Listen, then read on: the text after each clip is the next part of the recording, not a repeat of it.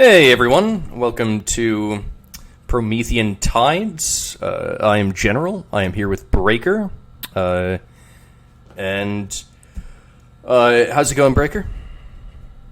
You're summoning a demon. You think you can control it, but I don't think you'll be able to. I don't understand the reference. Who's the demon? Elon Musk reference. That's what he said about general intelligence AI.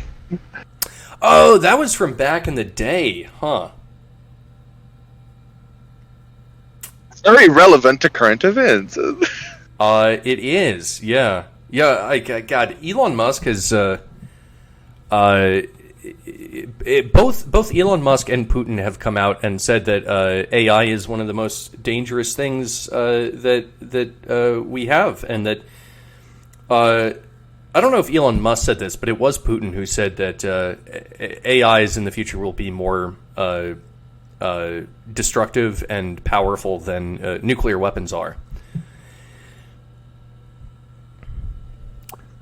Probably wouldn't doubt that, honestly. Yeah, I wouldn't doubt that either. Actually, I think there's a big conversation to be had about some of the technologies that we're currently developing and the potential strength of them. You know, if you can develop a general artificial intelligence and you're the first one to do so, then you could wipe out your enemy's stock market and gain control of a lot of their military installations and just win overnight. And actually, that's way more powerful than any thermonuclear weapon. So there's that. Elon Musk has been right about a lot of things throughout the years. Probably not so much about an infinitely regressive fractal simulation theory. I don't think that that's possible. Eventually, you would have an infinite density of information, and the whole thing would just collapse into a black hole. And I think that's why he's probably incorrect about that. But he's thinking in the right direction. I appreciate him for that. But in the past couple weeks, he has also been thinking in the right direction about buying Twitter. Yes, the wonderful tweeting bluebird from the days long past. Remember when you could only type, like, what was it, 140 characters? Yeah, how many characters is it nowadays? Last time I checked, I think it's 280, I think. So they maybe doubled it. Yeah, I mean, cool. How very innovative of Twitter. How long have they been around now? Let me think. It's like 2012, 2013, something like that. Well, we could just Google foo it. Let's see. Oh, that's true. We do have Google. Has Twitter existed?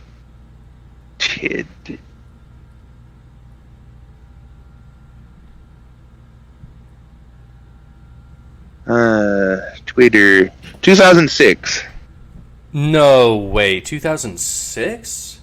Well, in 2006, it was just kind of a gimmick for, like, those really shitty mobile flip phones they had back then. That's why the character limit was so low, because it was the maximum size of a text message in 2006. Wow. And it took them 10 fucking years to update that, roughly. Okay. Yeah, I guess I guess the first that I really started to hear about it was I think it was around 2012 is when I first heard about it. I think. But man, I didn't realize it was that old. It was mostly like a kids thing, and like those fucking hot young kids and all their fucking new technology. It's like, ooh, I gotta have the latest thing. Oh, I'm sending texts on my phone, but they're not texts, they're tweets. They're basically the same fucking thing, but it's like a totally different thing, you see. And only kids would be that excited about this weirdly novel thing that isn't that different from a text message on your fucking phone.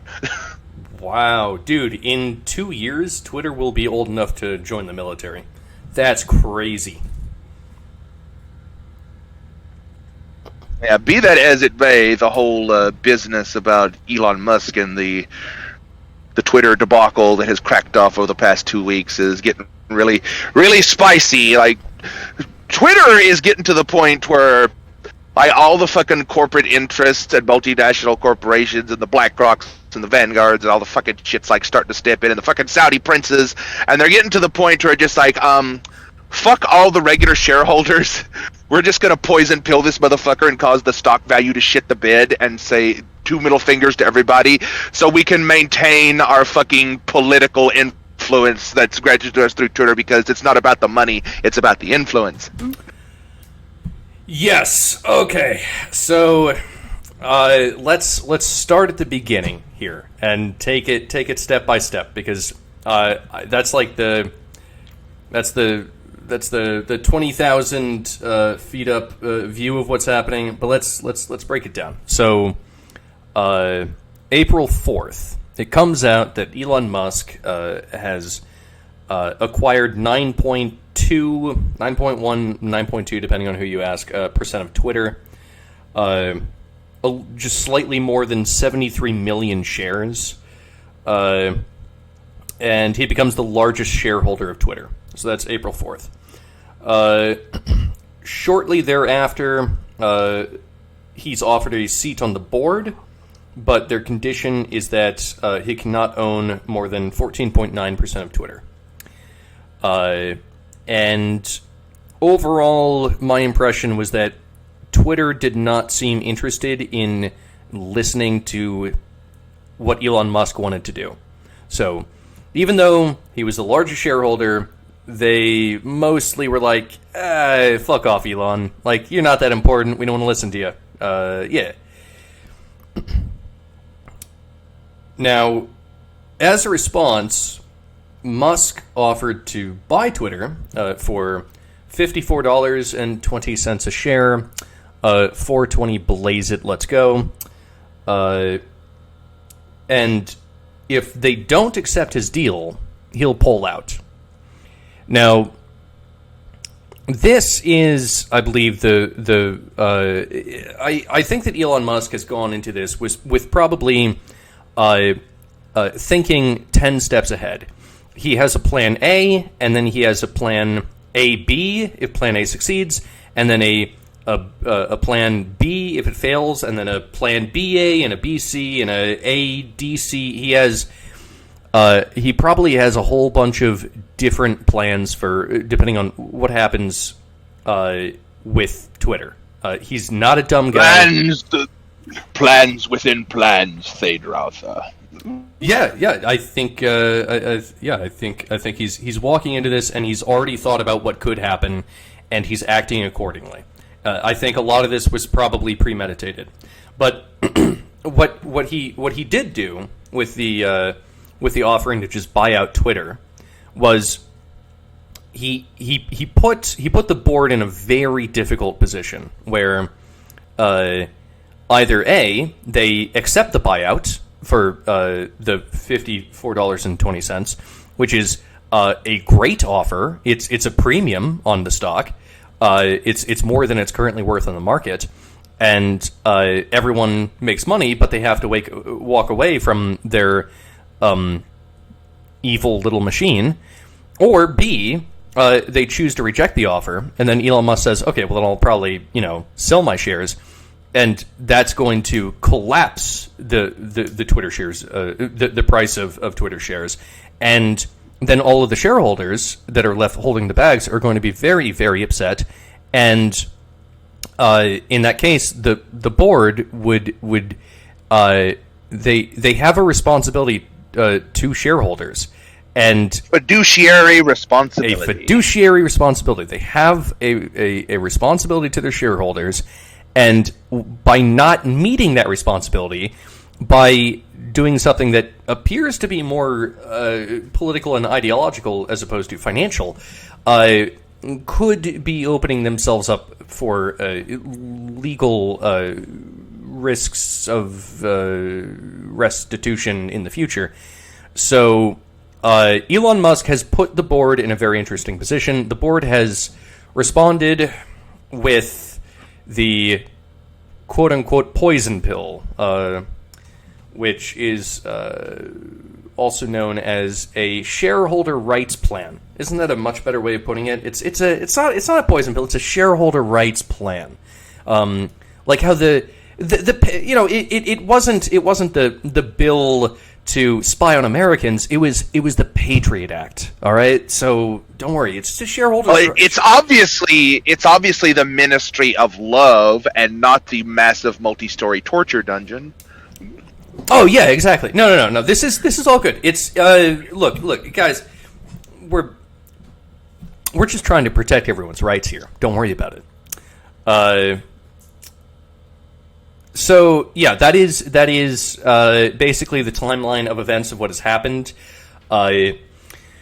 Twitter released this poison pill strategy on a Friday. Now, maybe this was just due to timing of events. So Musk offered to buy Twitter on the 12th, and then Twitter released their poison pill strategy on the 15th. It could just be that's they had to have a couple days to figure out what their strategy was and work it out and press release it. But in general, when you release things on a Friday, that's where the news goes to die. No one is paying attention to news on a Friday, and so it's very if you have to release news that is bad for your for the institution, then you do it on a Friday. Anyway, so that is what has happened so far. We are recording this on a Saturday evening, so we will find out what happens on Monday. So that's the overall story. There's some interesting things about BlackRock. Elon Musk had an interesting little spat with a Saudi Arabian prince. So my question to you, Breaker, is why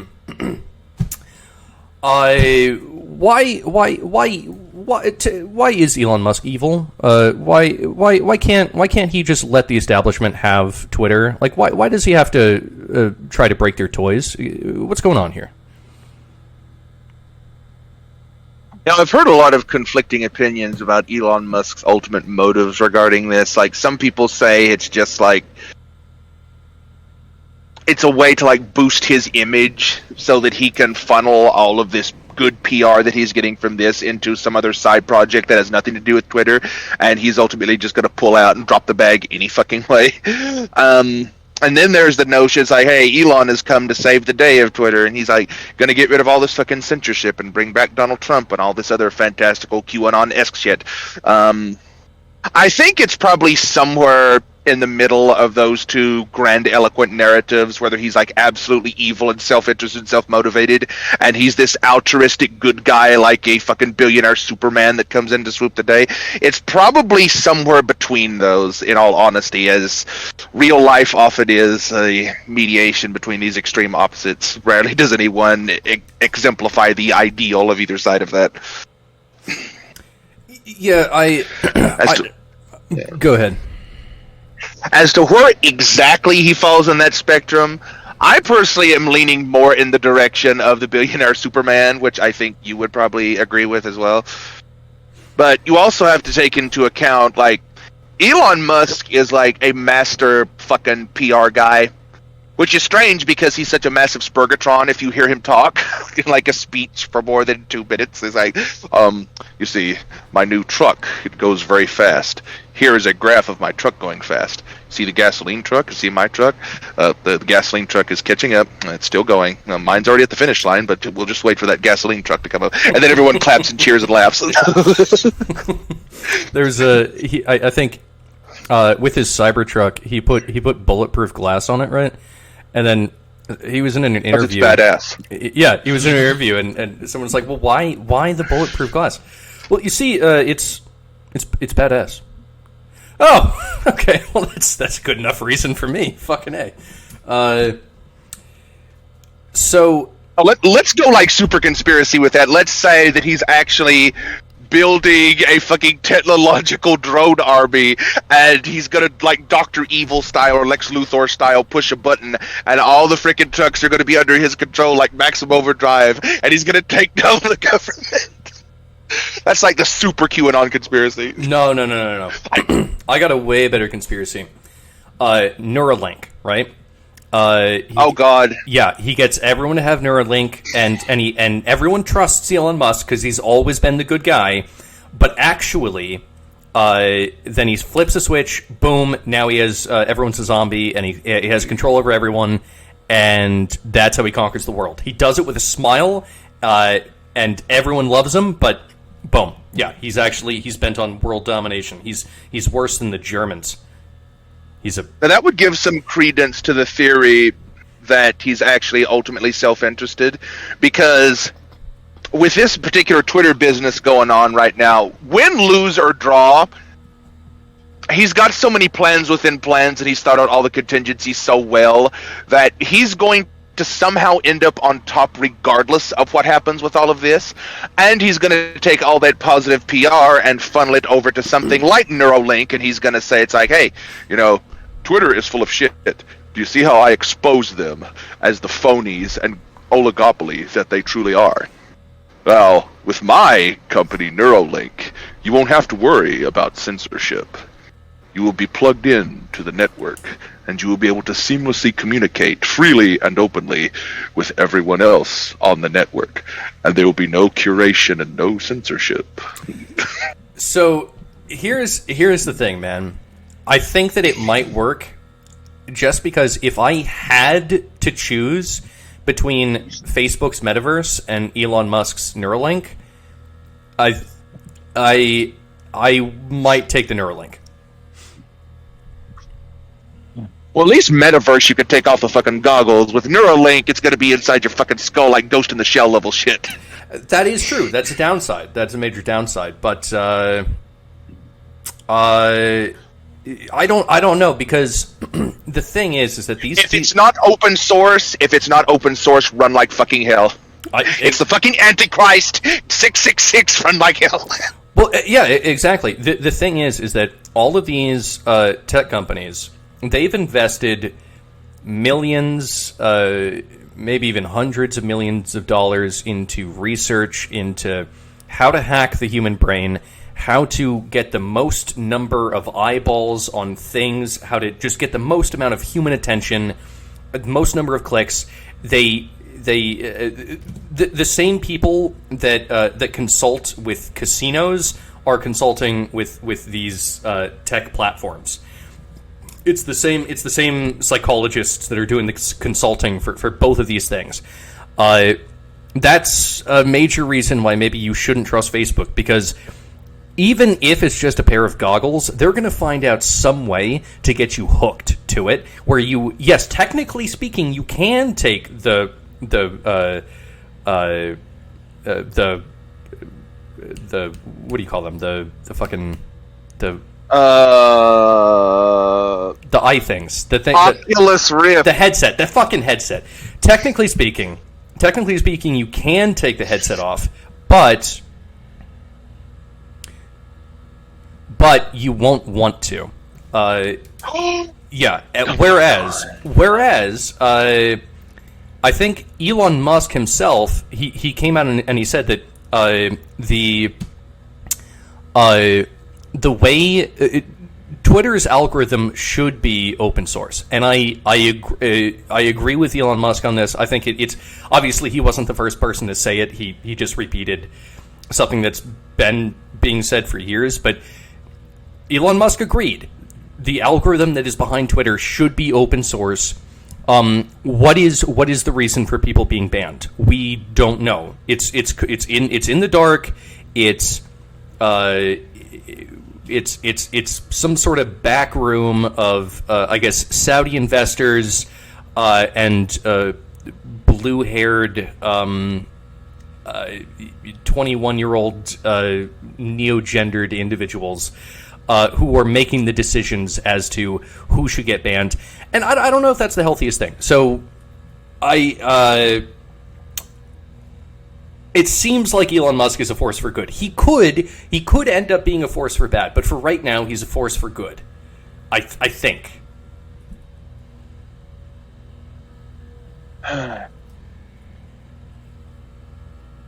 Well, yeah, that would kind of be the point in his like good PR sidechain strategy, if in fact that is the, like, if I've mapped it out correctly of what this ultimately is going to lead to. I guess only time will tell in the end, but is he actually good at PR though? Well, let's say that individually he himself alone isn't, but like you literally just stated, he has billions of dollars in resources and elite psychologists that work on this type of shit, so he'll have like 20 Guima worm tongues that are telling him, like, make sure you move your hands around in this specific pattern. That inspires confidence. So, I mean, all right, here's a question. So far, has Elon Musk had a particularly large need for, let's say,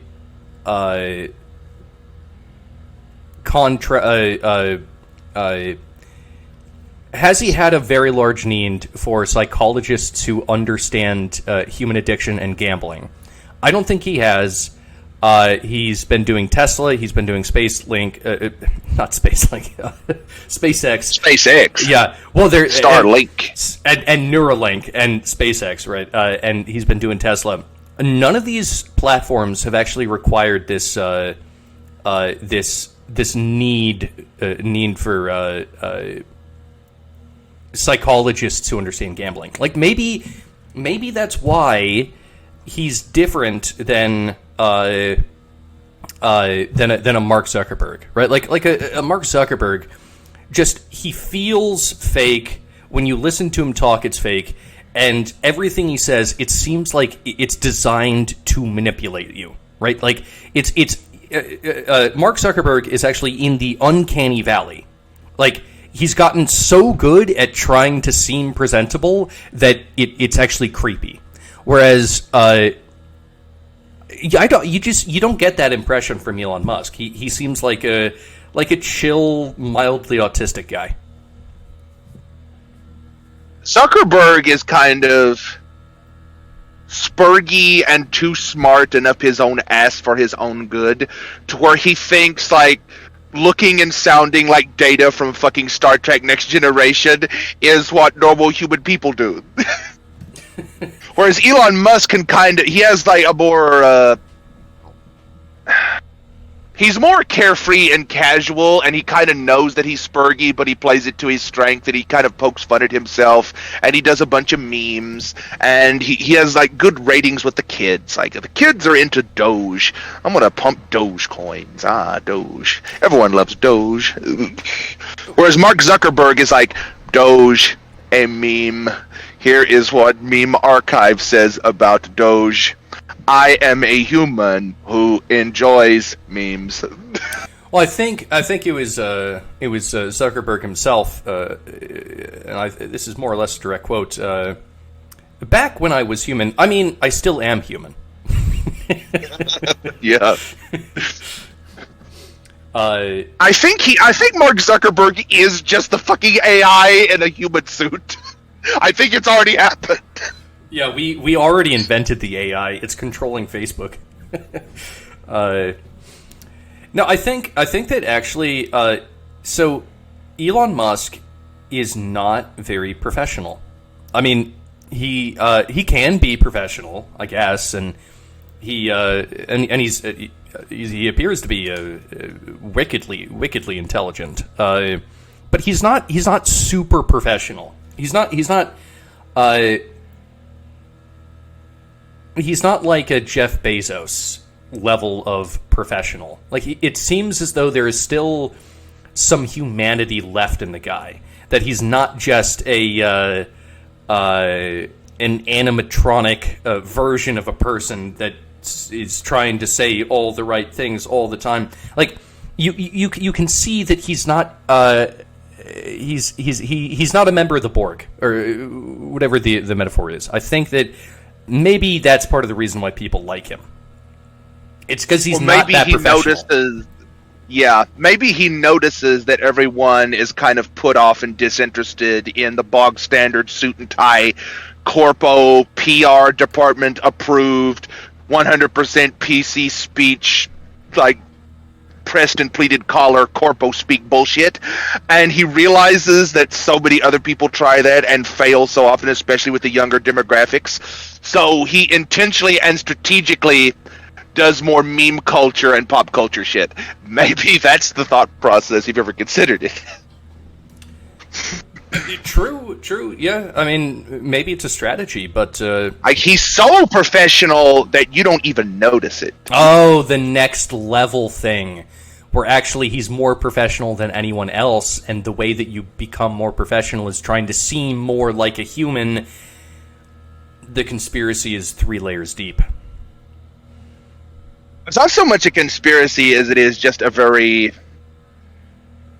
It's a combination of an understanding of all the human psychological tics that we were alluding to before, and in conjunction with that, an ability to not take yourself seriously and constantly be head up your own ass mode, like all the other fucking Jack Dorsey, Zuckerberg, name your fucking corpo suit and tie motherfucker. Their ego is so fucking massive and they're up their own ass so much that they've just lost touch with normal humaning things. Whereas Elon Musk, he can make fun of himself. He can be the butt of a joke. Like, if he goes on, like, some type of comedy show dressed up like fucking Wario and shit, you think Zuckerberg would dress up as Data from Star Trek on an SNL skit? I don't fucking think so. Although that would be hilarious. That would be funny as hell, but that would demonstrate that Zuckerberg actually can pull his head out of his ass, which doesn't seem the case. So, all right, this is my opinion. I think that it's possible that Elon Musk is actually like if Zuckerberg is playing 4D chess, Musk is playing 5D chess. So he's like even out strategizing the Silicon Valley billionaires, and actually he's even more autistic than them, and even less of a human. But he's figured out how to present himself. So that's possible. It's possible that's happening. Honestly, I think that the guy is he's out of all the billionaires, I think he's the most human. I think he's more down to earth, and I think that's why more people trust him. I think that more or less that's my position. I'm not saying that I have absolute 100% trust in Elon Musk, but I do have a decent amount of faith in the man. Yeah, and a majority of Elon Musk is just like I said, his personality.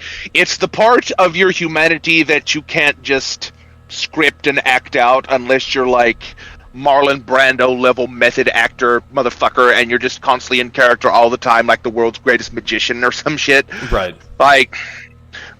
Now the stress of that would have like physical and psychological markers that you could start to tell the longer you keep that facade up over time. Oh, absolutely. He would probably be in the news for substance abuse or something, like some type of scandal. Well, several scandals would be flying around him all the time if he were that high-strung and acting all the time. I think it's just an integral aspect of his genuine personality, where he's just simply naturally not as egotistical as Zuckerberg is. Well, yeah, and I think that if he was, like, I don't think that you can cram that much talent into one person. I mean, the fact is that, okay, he's obviously brilliant, and he's also brilliant at running companies. Just about every company, I mean, I don't know this for a fact, but it seems as though just about every company that he's started or taken over has made a shit ton of money. He's very good at managing these companies, and he's very good at specifically tech-related companies because he has a background in engineering. I don't think that you can take that person and then also cram in to that person the best actor of all time. I think that's too much talent. I think that he's the real deal. I think that he's being genuine. Exactly. Yeah. Yeah, that's like, you're making my point for me. Like, we're both in agreement on this. It's like, that would be like the top 5 geniuses from multiple different fields throughout artistic and scientific endeavors for the past 100 years, all jammed into one person.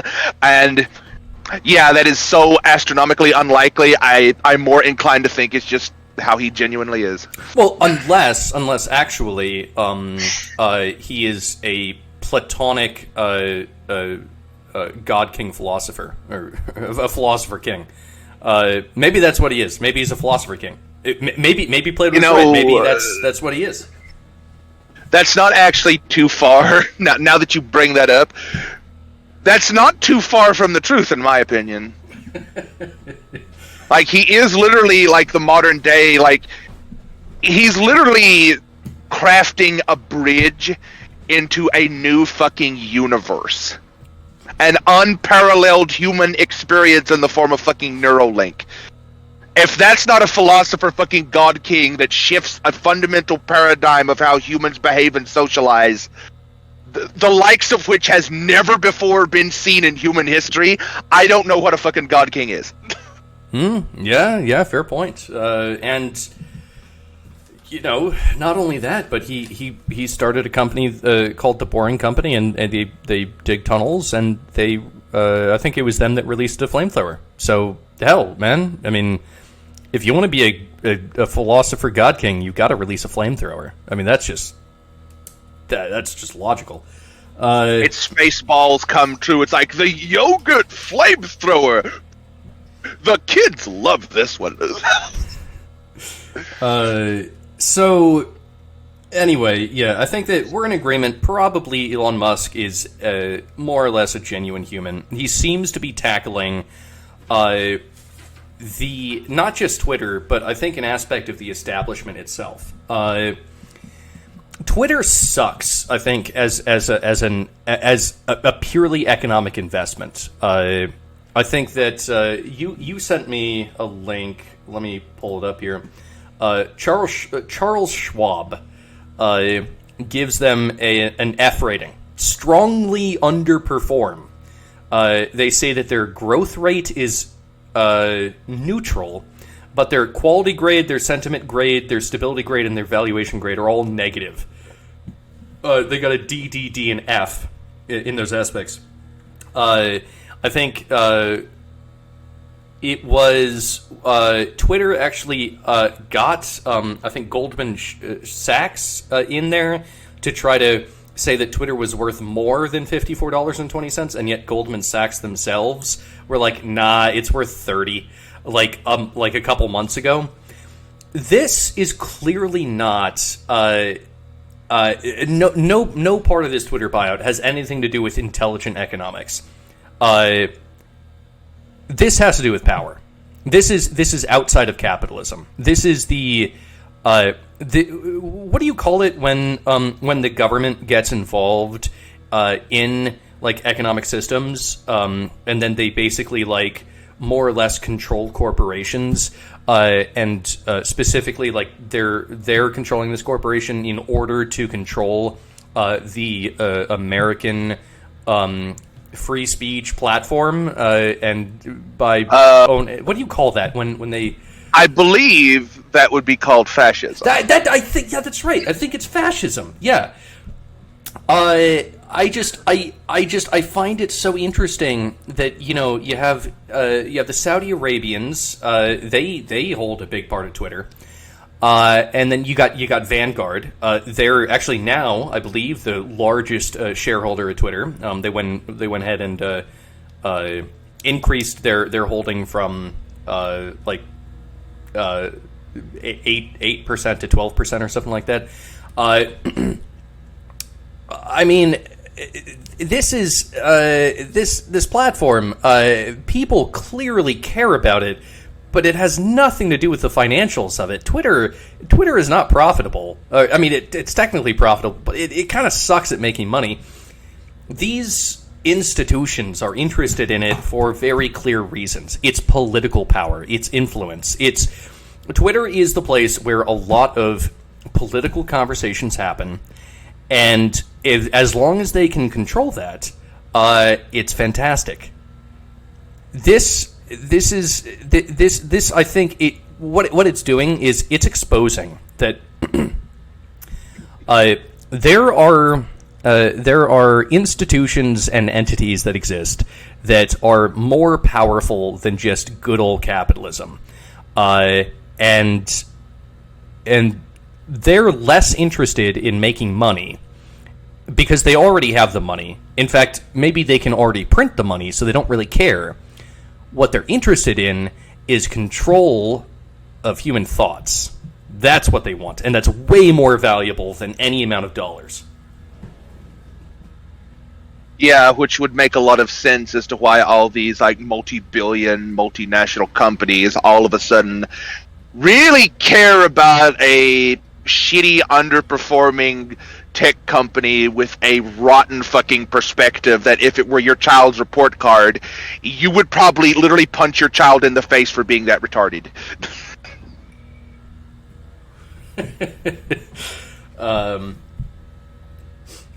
Are you even my child? Has my girlfriend been fucking around? How are you this stupid? You got an F and 3 Ds, motherfucker. Get out of my house. Now, here's the thing, though. Good old capitalism does still exist, right? And this is what I'm thinking. And this is by no means financial advice towards anyone. I am not to my knowledge, I'm not a holder of any Twitter stock. I might be. I would have to check, but I don't think I am. Maybe I have like a small amount. It wouldn't. Well, I thought about buying it a long time ago, but then I looked at the prospectus and I was like, "This is a massive piece of shit. I'm not fucking buying this. I'm gonna buy fucking ExxonMobil." Yeah, probably. Okay, so anyway, not financial advice, but definitely not financial advice. I was just saying what I did, me personally, not what you should do. But here's my position. I'm thinking that if maybe Twitter is not really, maybe it doesn't make that much money, maybe it's bleeding users, maybe it sucks and it's being mismanaged into the ground, but there are a lot of wealthy and very powerful people that are very interested in this platform continuing to exist regardless of its profitability. And from a purely capitalistic standpoint, that actually does make it valuable. So I'm thinking maybe I should actually buy a little bit of Twitter. Because...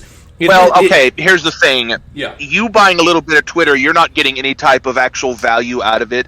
The value would come from you having, like, board seats and shit where you could, like, control the direction of it and get, like, I don't know, maybe private DMs between politicians and government bodies who have Twitter accounts. Maybe something like that. Well, no. What I'm saying is that maybe this is a GameStop situation where it's been it's worse than a GameStop situation, but I'll explain why. Well, okay, let me put my hypothesis forward, right?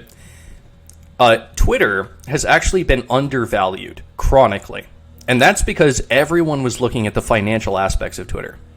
But that's not the thing that people actually should have been focusing on. What people should have been focusing on is the political value to Twitter. Now, that actually does give it concrete value that the establishment and the elites are willing to fight over. And how will they have to fight over this? Economically, right? So maybe... even though Twitter sucks as a company, like just on face value, and it doesn't make a lot of money, because it has apparently massive political value, maybe it's a GameStop. Maybe it is chronically undervalued, and actually the elites wanted it to be undervalued so they could, just continue holding as much of it as they possibly could. Maybe I want to buy a couple shares. But what's your hypothesis? Okay, not financial advice, like from me to you none personally. Of this. We are both retarded. No one should listen to us about economics. From me to you personally, General Chief, between us, I would not recommend that you buy it for the reason I previously stated. This is just two people talking. I'm not telling anyone else what they should do. I am not a qualified financial expert. I do not have the authority to give any financial advice. But my hypothesis, I think all you said there was completely valid on the surface level. But you also have to think a couple layers deeper than that. I might slightly dip my toe into some conspiracy waters as I go on with it, but mostly not. Most of this has been very public over the past few years. Do you remember when all the big tech companies had to testify before the American Congress about how they totally weren't curating and editing data and doing any type of shadow banning or background process or bumping anybody up in the fucking listings and all of those things that they testified to under oath? Yeah, I think I remember that. And they were like, I think that the fact checkers said that they were 100% truthful. So, like, that was, yeah. And then someone hacked Twitter and got control of an Twitter administrator's account and took screenshots. You should probably most of the time not believe screenshots, so take this with a grain of salt because you can cook those up in Photoshop in like 2 minutes. But anyway, they showed a bunch of very interesting moderation tools from this Twitter moderator account, including specific tools for deranking, like clandestine Twitter tools that no one else, unless you're like a employee of Twitter, would ever get to see. And they included things like which were analogous to shadow ban buttons and options. Oh, of course, yeah. No, I mean, now, everyone knows that Twitter has that. It's like a common thing. It's like because we experience it. Like if you're on Twitter long enough and you say certain controversial things that go against the grain, you'll notice that your engagement goes down for some mysterious reason. And this is purely anecdotal, mind you. These are just personal experiences of various people that I've seen talk about this on various social media platforms in the past. But be that as it may, I think all of this Elon Musk business has really upset a massive fucking apple cart, and that's part of that. What you said about like the control of public sentiment, that's probably the bigger part of it. But they're also thinking like, okay, those motherfuckers technically lied under oath to fucking Congress, and if Elon Musk just pulls the fucking backlogs of Twitter and shows like thousands upon thousands of logs where people have been deranked and suppressed and things that they testified under oath were not happening, that's going to cause a massive shit show. And all these motherfucking elites all have dirt on each other. Right. Like they all have like shady shit. So they're going to say, it's like, okay, if I go down with this fucking Twitter ship and I'm exposed and Congress and the fucking FBI come after me and slap me in fucking irons and put me in federal prison over lying to Congress and committing perjury, somebody's coming with me, motherfucker, and you know who you are. And then all these companies like, shit, he's right. For the rescue fan card. Okay. So I understand your perspective, and I think that it's an alternative way of looking at it to like how I'm looking at it, but I think that my way of looking at it is better, and it's for one reason, and that's because you and I both know that none of these board members, these wealthy institutional elites, will ever face a minute of jail time because they're important, and that's not the way that the fucking criminal justice system works. Okay? If you're important enough, right, then you don't see a day of jail. That's just how it works. Yeah. Everyone knows that. So I don't think that they're that concerned about jail time. Well, they're not necessarily concerned about jail time because you're right, and like I said before, this is not an either-or thing. I even said, like, most of what you said is probably the bulk of the concerns of these people. The jail time is probably way down on the totem pole because, like you just said, a lot of these people are technically above the law. We all know how that works. But what they're not above is taking massive fucking PR hits taking PR hits in an environment where someone like Elon Musk is massively throwing his billions of dollars of financial weight around and trying to acquire things like Twitter, just like flat out. So they're all doing massive damage control mode on this to keep Twitter as like the primary social networking institution and overshadow anything that Elon Musk could present as an alternative, because the negative PR hit they take from all this shit, even if it doesn't get to the point where they're exposed to lying to the fucking government, which is technically perjury, but they're above the law. But it would be like alt tech on crack if Elon Musk throws his weight. It's like, hey, I have the Elon Musk alternative to Twitter now because Twitter said fuck you and see how they're full of shit. They rolled me over the fucking coals for trying to make Twitter a better place. So I'm just going to take that billions of dollars I got back from that company because I shorted the fucking stock and just fucking social media company. Fuck them. And you can all come over here and bitch about how bad Twitter is all day and I won't do a thing against it. Okay, so I'm going to put forward this proposition. There are two different types of billionaires, okay? There are the billionaires that care about PR debacles, and there are the billionaires that don't care about PR debacles.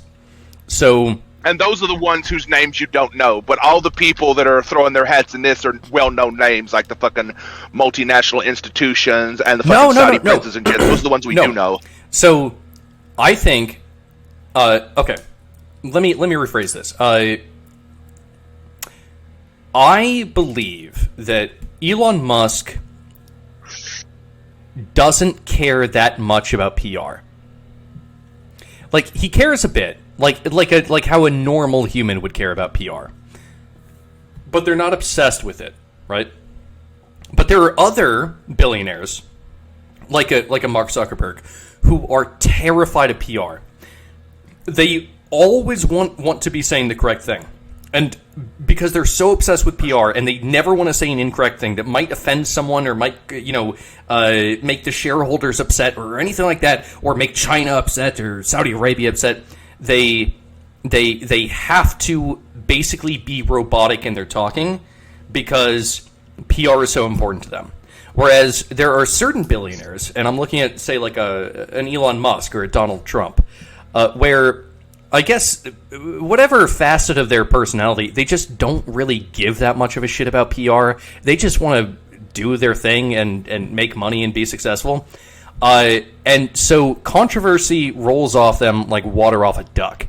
And although right now, the billionaires that don't seem to care as much about PR are fewer and further between, they seem to have an undue influence over culture, say, in comparison to the billionaires that are obsessed with PR.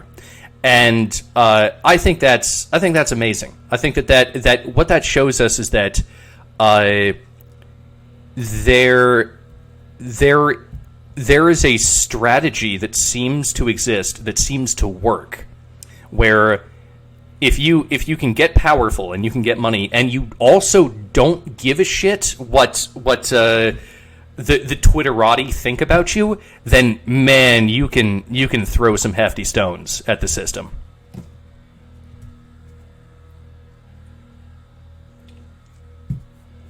I think that's actually a fair point, but I think there's a bit more to it than that. Not that you're wrong.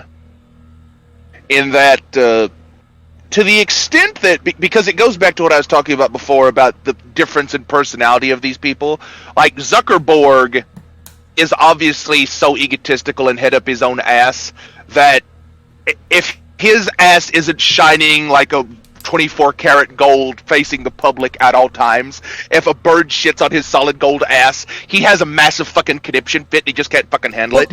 That's why he's fucking terrified of the bad PR. Do you think it comes from ego, or do you think it comes from because I'm not sure if I get the sense that it comes from ego. I get the sense that it actually comes more from fear, that he has so many responsibilities to so many groups of people. Like he's got to appease the board. He's got to appease the investors. maybe he has foreign dealings with other countries, so like he has to care about what China thinks. Like with the look at Dwayne the Rock Johnson, right? I forget what he did, but he did something to piss off the Chinese people, and then it wasn't That was John Cena. It was John Cena. John Cena. Yes, John Cena. Oh, you don't make a fun of Xi Jinping. Oh. Right. It was not Dwayne the Rock Johnson. I apologize. It was John Cena. John Cena. He had to make it, like, I guess he's learned a bit of Mandarin, and fucking good for him. But he made an apology video to the Chinese, and I think that what's happening is that some people really, like, their career and their power is based off of PR. They need to appease as many people as possible. The only reason that they have power is because they have relationships with a whole bunch of other people that have power, right? So it's like they it's almost like a high school like social network. Where, like, okay, you got to be friends with this guy and this guy and this guy. You don't want to piss any of them off because they're powerful. But then them being powerful gives you power, and it's this. They all shake hands and jerk off each other, and it's all fantastic. And then occasionally you have someone who just doesn't give a shit about any of that, and they're like, you know what? Yeah, all right. PR be damned. I'm gonna do what I want to do, and that person is they are unconstrained. The movements and the decisions that they can make in the marketplace are not nearly as constrained as the Mark Zuckerberg. Elon Musk is not nearly as constrained as a Mark Zuckerberg is, and so that actually gives him more weight to throw around in the market, and it makes him more powerful. Also, Elon Musk, as a consequence and of all autistic. Of that, is much more... Well, but as a consequence of all that, he's much more legitimately cosmopolitan, and not just cosmopolitan as a term of, like, public social display in a way that Mark Zuckerberg, like, oh yes, my diversity, my multiculturalism, where Elon Musk is actually living diversity and multiculturalism every time he takes a fucking business trip to Bangkok or some shit. Well, and I mean, in a way that Mark Zuckerberg is just doing it to be like, oh yes, I'm immersing myself in the culture, this is all for pleasure. Elon Musk does that for business, so he takes it much more seriously. Well, and in addition to that, he is the wealthiest African American, and like honestly, I would say that I'm surprised that overall it seems as though the left has come out like against Elon Musk for some reason, and they want vile racism. Well, vile racism. It is vile racism because here is a genuine African American, a successful, wealthy African American trying to challenge the power structure of a platform that is more or less controlled by the likes of Vanguard and Saudi princes, and this is just a stand-up African American guy, and the left is against him. None of this makes any sense. This is a puzzle where it has 15 pieces missing. I don't know what the fuck the perspective of the left is on this, but I support this African American man. As do I. Yes. And the left these days, especially these days, is just a veritable dynamo of fucking logical and emotional contradictions from all fucking angles. So, I mean, that doesn't necessarily surprise me. But getting back to the broader point, insofar as like the ego and the general strategy is concerned,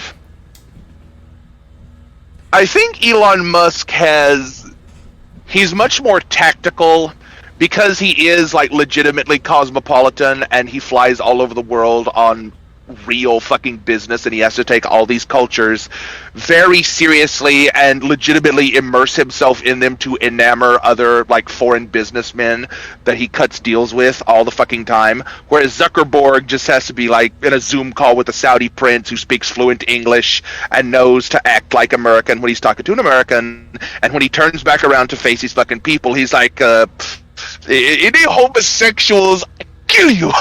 I stab you. Well, Saudi Arabia's track record of human rights, as it may. Elon Musk has so many. He has so much capacity to formulate so many plans from so many different angles that's exactly what he's doing here. Because no matter what happens with this, like, the only way they could knock him off the high horse now is they would have to pull out some, like, fucking Lolita Express, Epstein Pleasure Island shit, and finally have to admit that that's a thing simultaneously. To even have a hope of taking him down, it would have to be that big of a scandal. And they're so terrified of him because I don't think he ever flew on the Lolita Express. I don't think Elon Musk did. Exactly. They don't actually have any dirt like that on him. That's one of the main reasons they're so afraid of him, because they never inducted him into the magical, occultist, owl-worshipping Minerva cult in the fucking Bohemian Grove. We should do a deep dive into the Bohemian Grove at some point. But so I want to point out that if you look at both Elon Musk and Donald Trump, billionaires who wanted to throw a rock at the system, you'll notice that both of them have I think a quite a substantial libertarian bent to them. And I think that there's something to that.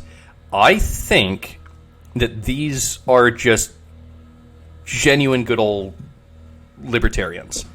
And that's their principle structure. And they're wicked. They're like wickedly smart, and so they've been able to do incredibly well. But I think that they both Elon Musk and Donald Trump they both have a genuine human part of them that actually wants people to be free. I think that they actually, instead of being completely motivated by what makes more profits happen, or what appeases the shareholders, or what appeases Xi Jinping, they have a genuine motivation that they're like, hey, you know what? I want to maximize my freedom, ergo I want to maximize other people's freedom. That's what I see. Well, I think think maybe I'm being too optimistic. Maybe I'm like Elon Musk and Donald Trump are just as bad as everyone else, and they want to fucking put me in chains just like everyone else. But I sense a humanity in them. I think that they actually want to, maybe to some extent, increase human freedoms. I don't think you're wrong, but I think your perspective is a bit too short-sighted on that, because you like to say that these are highly principled people that legitimately believe in these libertarian freedoms. I didn't say highly principled. I didn't say highly principled. I just said. Well, you said that they have principles, libertarian principles of freedom, and they want other people to be as free as they are. I think that it's. I think that it I'm not even saying that it's a principle. Actually, I think that it might come from more of an emotional place, where, like, I'm thinking about myself, right? Like, I'm a libertarian. It's from like more. It's honestly, it's more of an emotional place where I'm like, dude, don't restrict my freedom. I don't want to restrict your freedom. I see that as being bad, and don't restrict. Now you're going. Well, now you're going way off the rails. No. I'm not. I don't think I'm going off the rails. I think that to some extent, libertarianism is not just a political ideology. I think it's in part a personality type, and I think that when it comes to personality types, it comes from like innate desires, right? So, an innate desire of mine is that I don't want to control other people, and I don't want other people to control me. And that maybe that leads me to become like a political libertarian. But I think that it's actually the origin of that is more in like a personality structure. So I think it's totally possible that Elon Musk and Donald Trump and maybe some other billionaires just have that personality structure, and they're just like, hey man, I do want to make people more free, because that's the right thing to do from potentially just an emotional perspective. Okay, I got four things. All right, tell me. Insofar as the whole Donald Trump business goes, and how they tried to like destroy his like image and PR and everything, the cathedral basically like was edging for decades, and when Trump got into office over Hillary, they just splooged a massive fucking load of vitriol and black ichorous fucking devil semen all over fucking Donald Trump. It's like, we're destroying.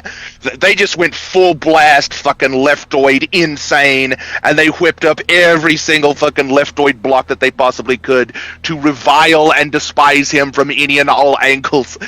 Like, they went fucking insane on that. But the problem with that is, after everyone saw that, the only people that still believe most of that, like, pissgate shit and all the fucking bullshit about Donald Trump are just, like, the cathedral acolyte leftist blue hairs. Like, the normal Democrats are kind of like, I don't agree with Trump politically, but he did this, this, and this.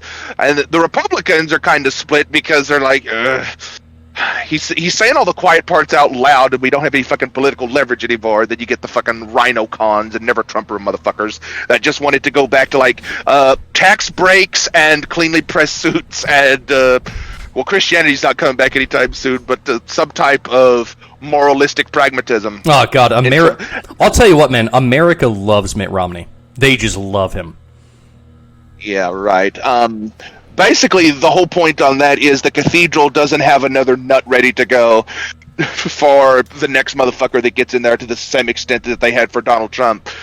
Because the public has already been covered in Satan splooge, and they're just like, fucking Satan splooge everywhere. I just want the economy to go. I want gas prices to go back below $3, please. Fuck all of this bullshit. That's what the general public, like the non-political zealots in America, probably mostly think. Insofar as the Elon Musk business, and the 3 points about that, I think you have, like, your perspective on this is not incorrect, but it's completely upside down. Okay. You seem to be prioritizing this type of sentimentality around the idealism of libertarianism, and I think for someone at the level of Elon Musk, sentimentality must necessarily be the lowest rung on the ladder, because you have to be so disciplined and in control of your emotions. Like, even when you make emotional displays, there has to be a certain level of tactics behind when, where, and how much you make an emotional display. So it's not just pure libertarian passion that's driving them. No. There is libertarian principle in there. No. Okay, look. Why is it that George Washington abdicated the throne after 8 years? So here's the thing, man. I think that it's possible to be a very powerful person and still do something that is good for humanity and not just good for yourself. Like, when but okay. I see. You're not I wrong. see Elon Musk, and he wants, like, it seems to me as though he has like a couple guiding principles. What is his rationale for SpaceX? Well, he wants to get humanity off of Earth and onto Mars. Why? Well, it's because literally all of our eggs are in the basket of Earth, and Earth is fucking awesome, but in terms of the survival of the human species, maybe it would make sense to at least put a dozen eggs onto Mars just to make sure that we're okay in case an asteroid impact happens or something. Like, he wants to make humans an interplanetary species, and I think that that's awesome. Why is it that Elon Musk wants to do Neuralink? Well, look, I understand that there's a lot of problems with Neuralink. Like, I'm not sure that I would want to, get it myself, but I've listened to Elon Musk talk about why he started the Neuralink company, and it's because Elon Musk believes that the increasing intelligence of AIs and potentially the coming technological singularity is an existential threat for humanity, and what he would like to do is instead of have humans compete with the AI, he wants to merge them in a Ray Kurzweil fucking style of futurism. Now, I'm not saying that I agree with that. I'm just saying it seems as though Elon Musk has motivations that are beyond just making himself more money. It seems as though he does have some interest in, like, the future of humanity as a whole. And whether he's right or wrong on whatever issue, you have to respect that like, he's thinking in that way. And I think he might be thinking in that way. Okay, I will agree with you that he is thinking in that way, but I will put this very succinctly. I think, if I'm not mistaken with my Roman history, someone in the comments will correct me with a guy will show up and say, actually, it was this guy. So, that as it may. I think it was Cato the Elder, if I'm not mistaken. And you probably remember this old adage of the commoner believes that the religion is true, the philosopher believes that the religion is false, and the leader believes that the religion is useful. Yeah. You are in the religion is true camp. Elon Musk is in the religion is useful camp. What if I'm in the Elon Musk is useful camp? Well, that would just be an extent of you truly and sincerely believing in all the libertarian principles you've been going on for the past half hour. Well, right, so we would follow. Like, I'm not proposing that Elon Musk is a god king. I think that he's a fallible man like anyone else. I think that much like me, I think that he wants humans to be free, and he's interested in the prospering of humans, and that's also what I want. And so, more or less, it seems as though I should be on his side. Maybe, like you said way earlier, maybe it's all a ruse. Maybe he's maybe he's a fake. But it doesn't seem like it. And I like the guy, and it seems like he's trying to do good. And so, given the limited knowledge that I have, I support the man. Because his interests are aligned with my interests. I mean, that's perfectly fine, and I support him too. Well, fuck yeah. All right. But, at the same time, the way I see it, it's pragmatism first, then principles, then sentiment, in that order. Mm-hmm. Pragmatically, you would expect someone who has made billions of dollars through the mechanisms of free market capitalism to be really amenable to libertarian types who usually understand things like economics and invest like you yourself do, and those are the types of people he wants buying his stock. So of course he's going to make libertarians happy. Do you see where this is going? Well, I would never buy Tesla stock. It's way overvalued. But I understand your point. Well, yeah, you didn't. Well, you're not that much of a you're not that sentimental. You still have like enough logical faculties to overcome your base animal instincts and be like, hey, wait a minute. Now, your ability to see it that way should be pointing you more in my direction of thinking. Now, this isn't like a polarity between us. It's not an either or zero sum game thing that we're doing here. I think we're both right on this, but we're approaching it from different angles. Well, yeah, I mean, we definitely could both be right in this instance. Yeah, I agree. Let me say this. If given the opportunity, I would not give Elon Musk a blowjob, but maybe a hand job, right? Like, that's how much I like him. I'm not even going to say what I would or wouldn't do to Elon Musk because I don't share I'm usually a very private person in regards to those type of activities. There you go. Suffice it to say, I hear he's single now. Oh, did he break up with Grimes?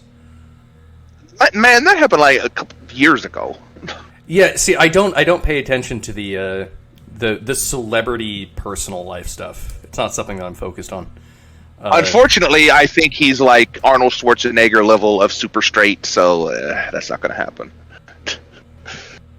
Yeah, no, probably neither of us will be given the opportunity to give Elon Musk a hand job. Yeah, really, really too bad. I was really wishing for that. Oh well. Oh, motherfucker! I'm gonna win that game, motherfucker. Yes. Okay.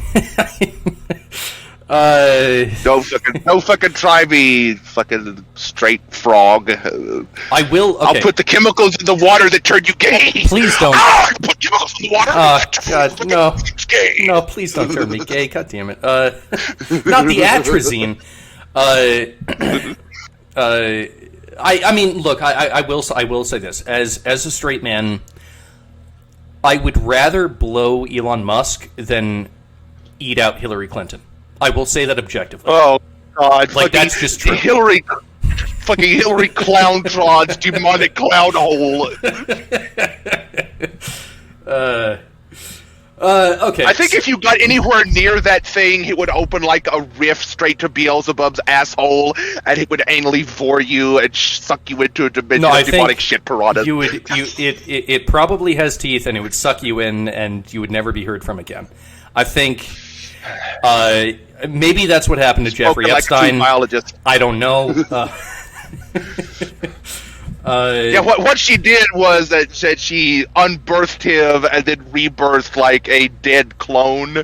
But the actual Jeffrey Epstein is rotting forever in the bowels of Hillary Clinton's demonic ovaries. It's actually a layer of hell, and that's where all the people go that wronged the Clinton. Hillary family. Clinton is actually an SCP, and her vagina is a gateway to a new undiscovered layer of hell. You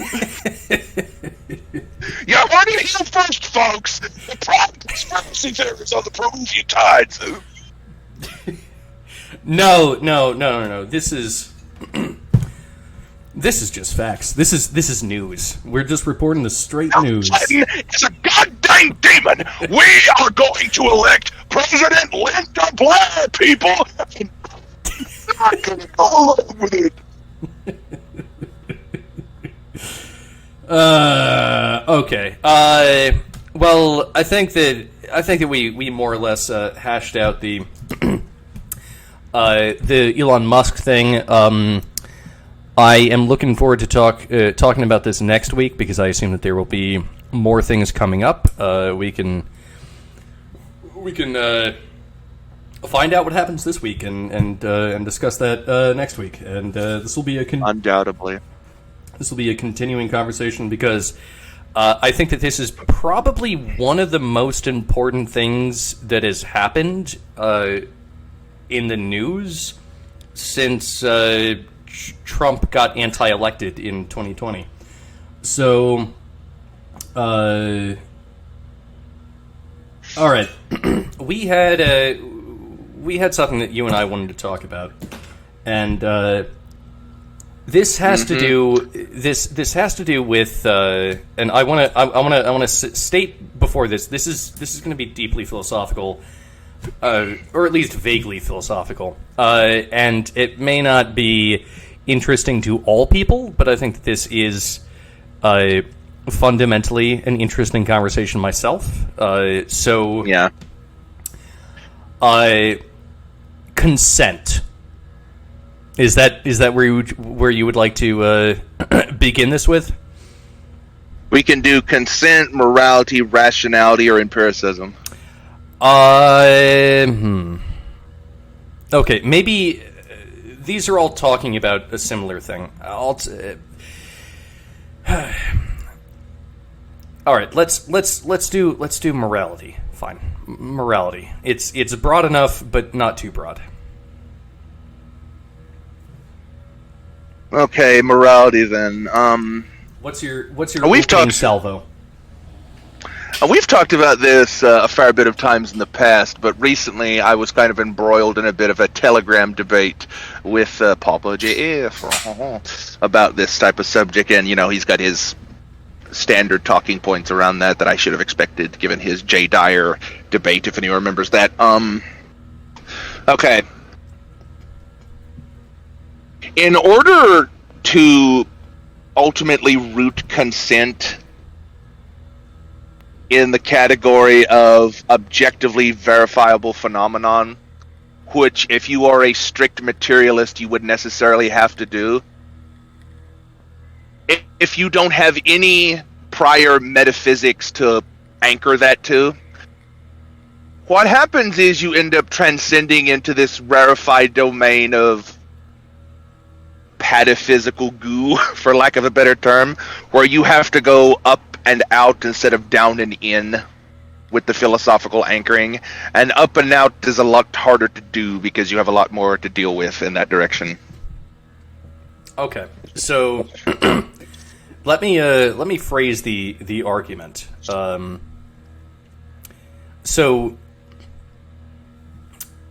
We're dealing with an idea here called moral nihilism. This is different than moral objectivism and moral subjectivism, also called moral relativism. This is moral nihilism, and the stance for a moral nihilist is that morals don't exist. People claim that there are morals, like you shouldn't kill, you shouldn't steal, you shouldn't rape, and those are moral claims. And when you say that those claims are objective, it means that throughout the universe, it is a known thing that you shouldn't do those things. And usually moral objectivists tend to, not always, but tend to have a god on their side. They say, well, God said that murder is evil. Ergo, murder is evil, and we can know this objectively.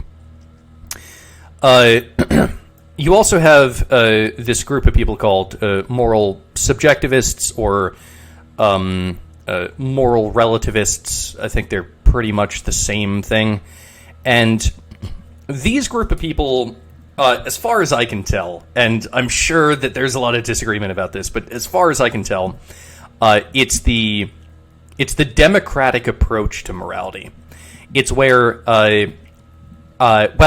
our civilization has collectively decided that murder is wrong, ergo murder is wrong, and you ought not murder, and you ought not steal, and you ought not rape. And then you have a moral nihilist. A moral nihilist says that they don't believe in ought statements. You can believe in conditional ought statements, but never ought statements. So when someone says you ought not kill, then a moral nihilist would say, well, I don't know. I don't agree with the ought part there. Maybe you could say, if you don't want to live in a civilization that is filled with murder, then you ought not kill, and that's the conditional ought statement. So, like, to put it more simply, it would be silly to say that that you ought eat ice cream, but if you were to make the statement, if you're hungry for ice cream, then you ought eat ice cream, then that's actually totally fine, because that's a conditional ought statement. You have an if-then, as opposed to just a then.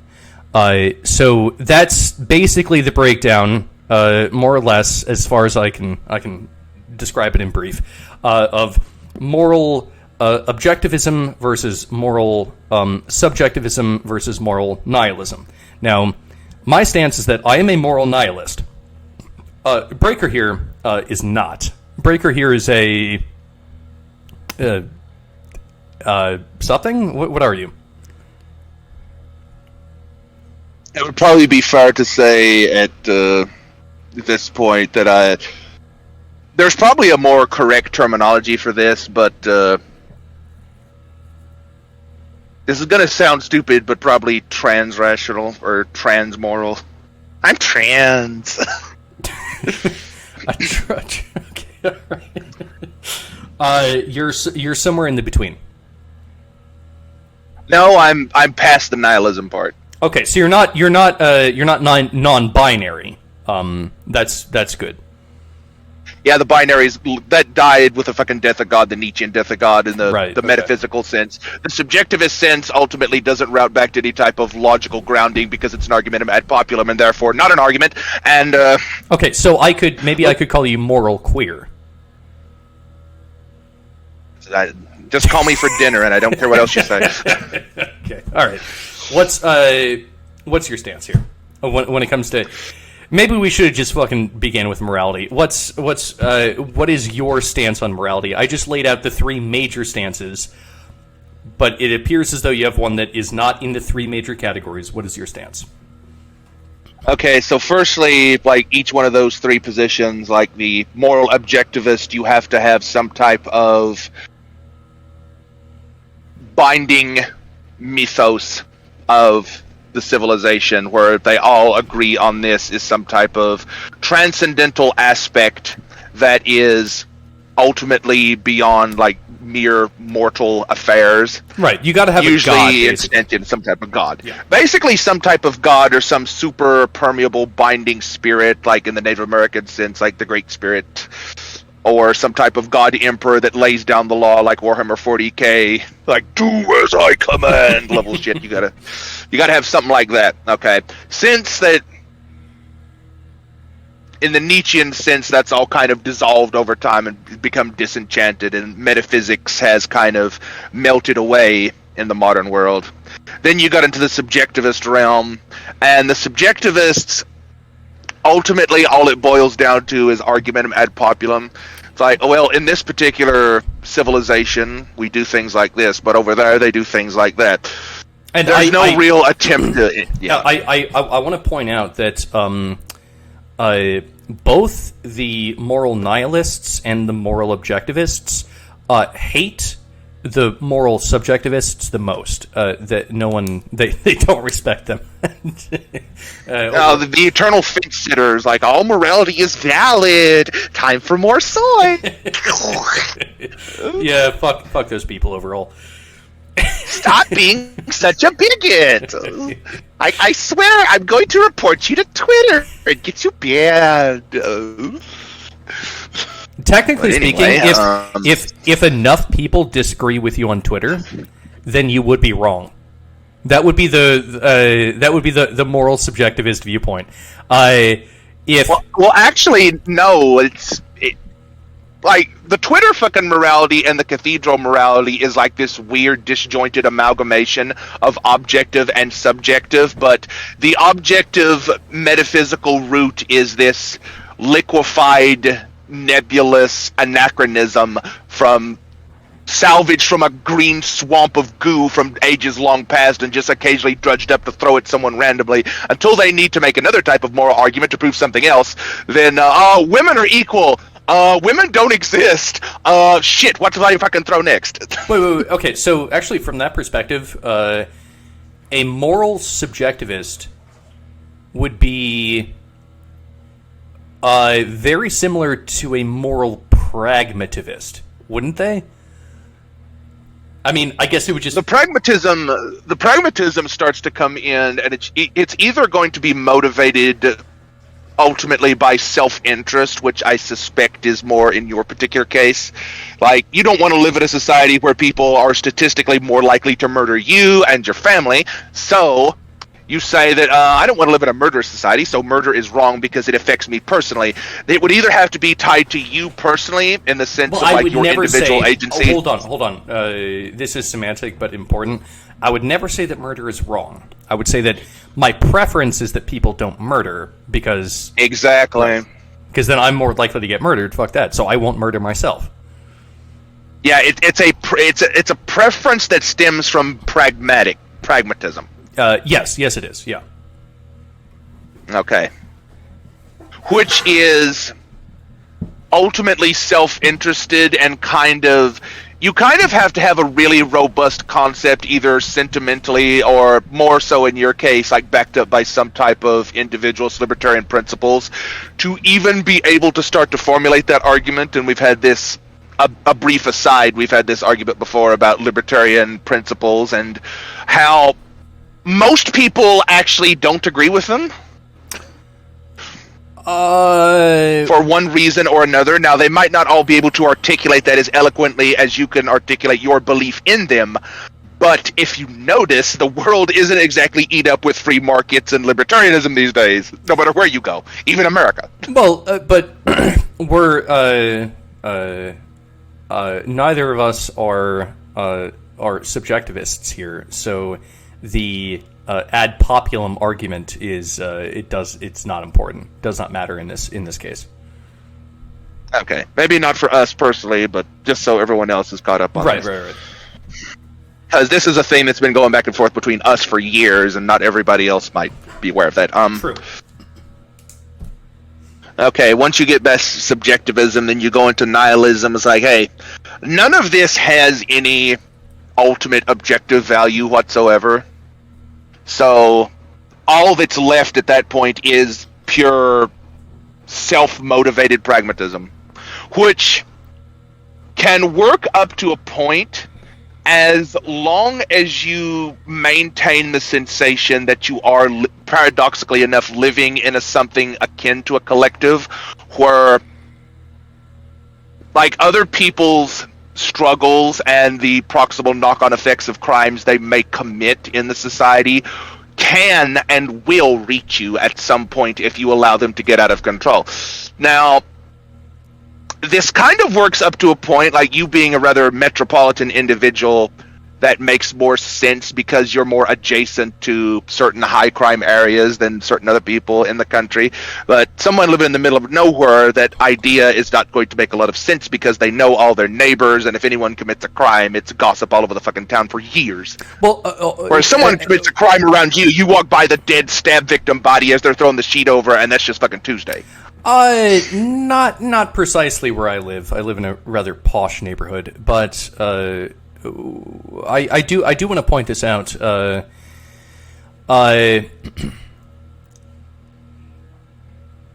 I can, like, let's harken back to Elon Musk. If I okay, here's my perspective. I am a member of the human species, right? So I am self-interested 100%, but I am also interested in my species, because why wouldn't I be? I mean, if it was a war between humans and chimps, I would definitely be on the side of humans because that's what I am.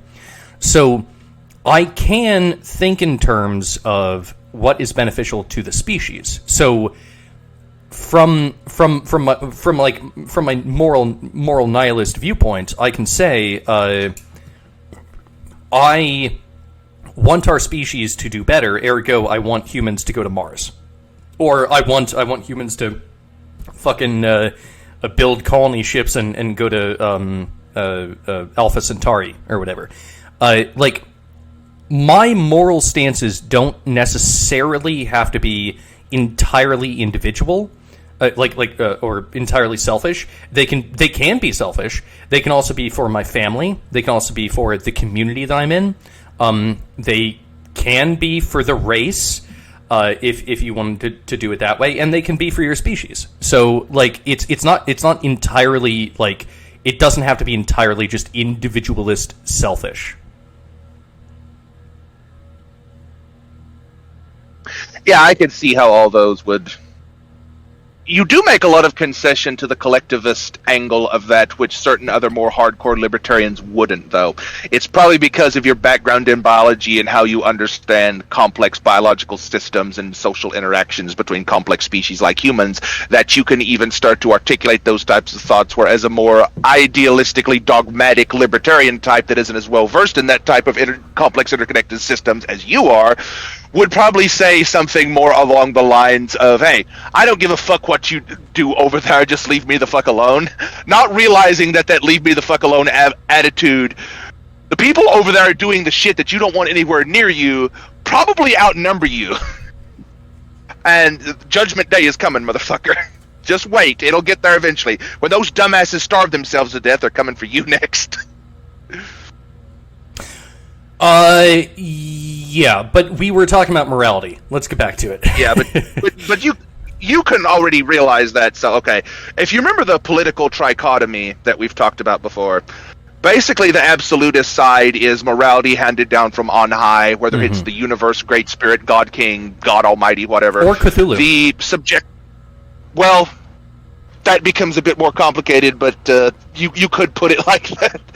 That would be more of, well, I don't. That's a whole can of worms. But anyway, then the subjectivist morality comes from the collectivist side, because if you really live like a collectivist and you don't know who or what your neighbor is going to be in ideological terms from one day to the next, like a roving band of gypsies, you kind of have to be amenable and open to all these different systems and kind of just pragmatically work your way around out of necessity if you are living as a legitimate collectivist in a state of nature. On the individualist side, you're just the fucking man on the mountain. It's like, morality is however far I can throw this fucking rock as long as it doesn't hit anybody, and I can throw all the rocks I want. I determine what is my morality because I'm all alone in the middle of fucking nowhere.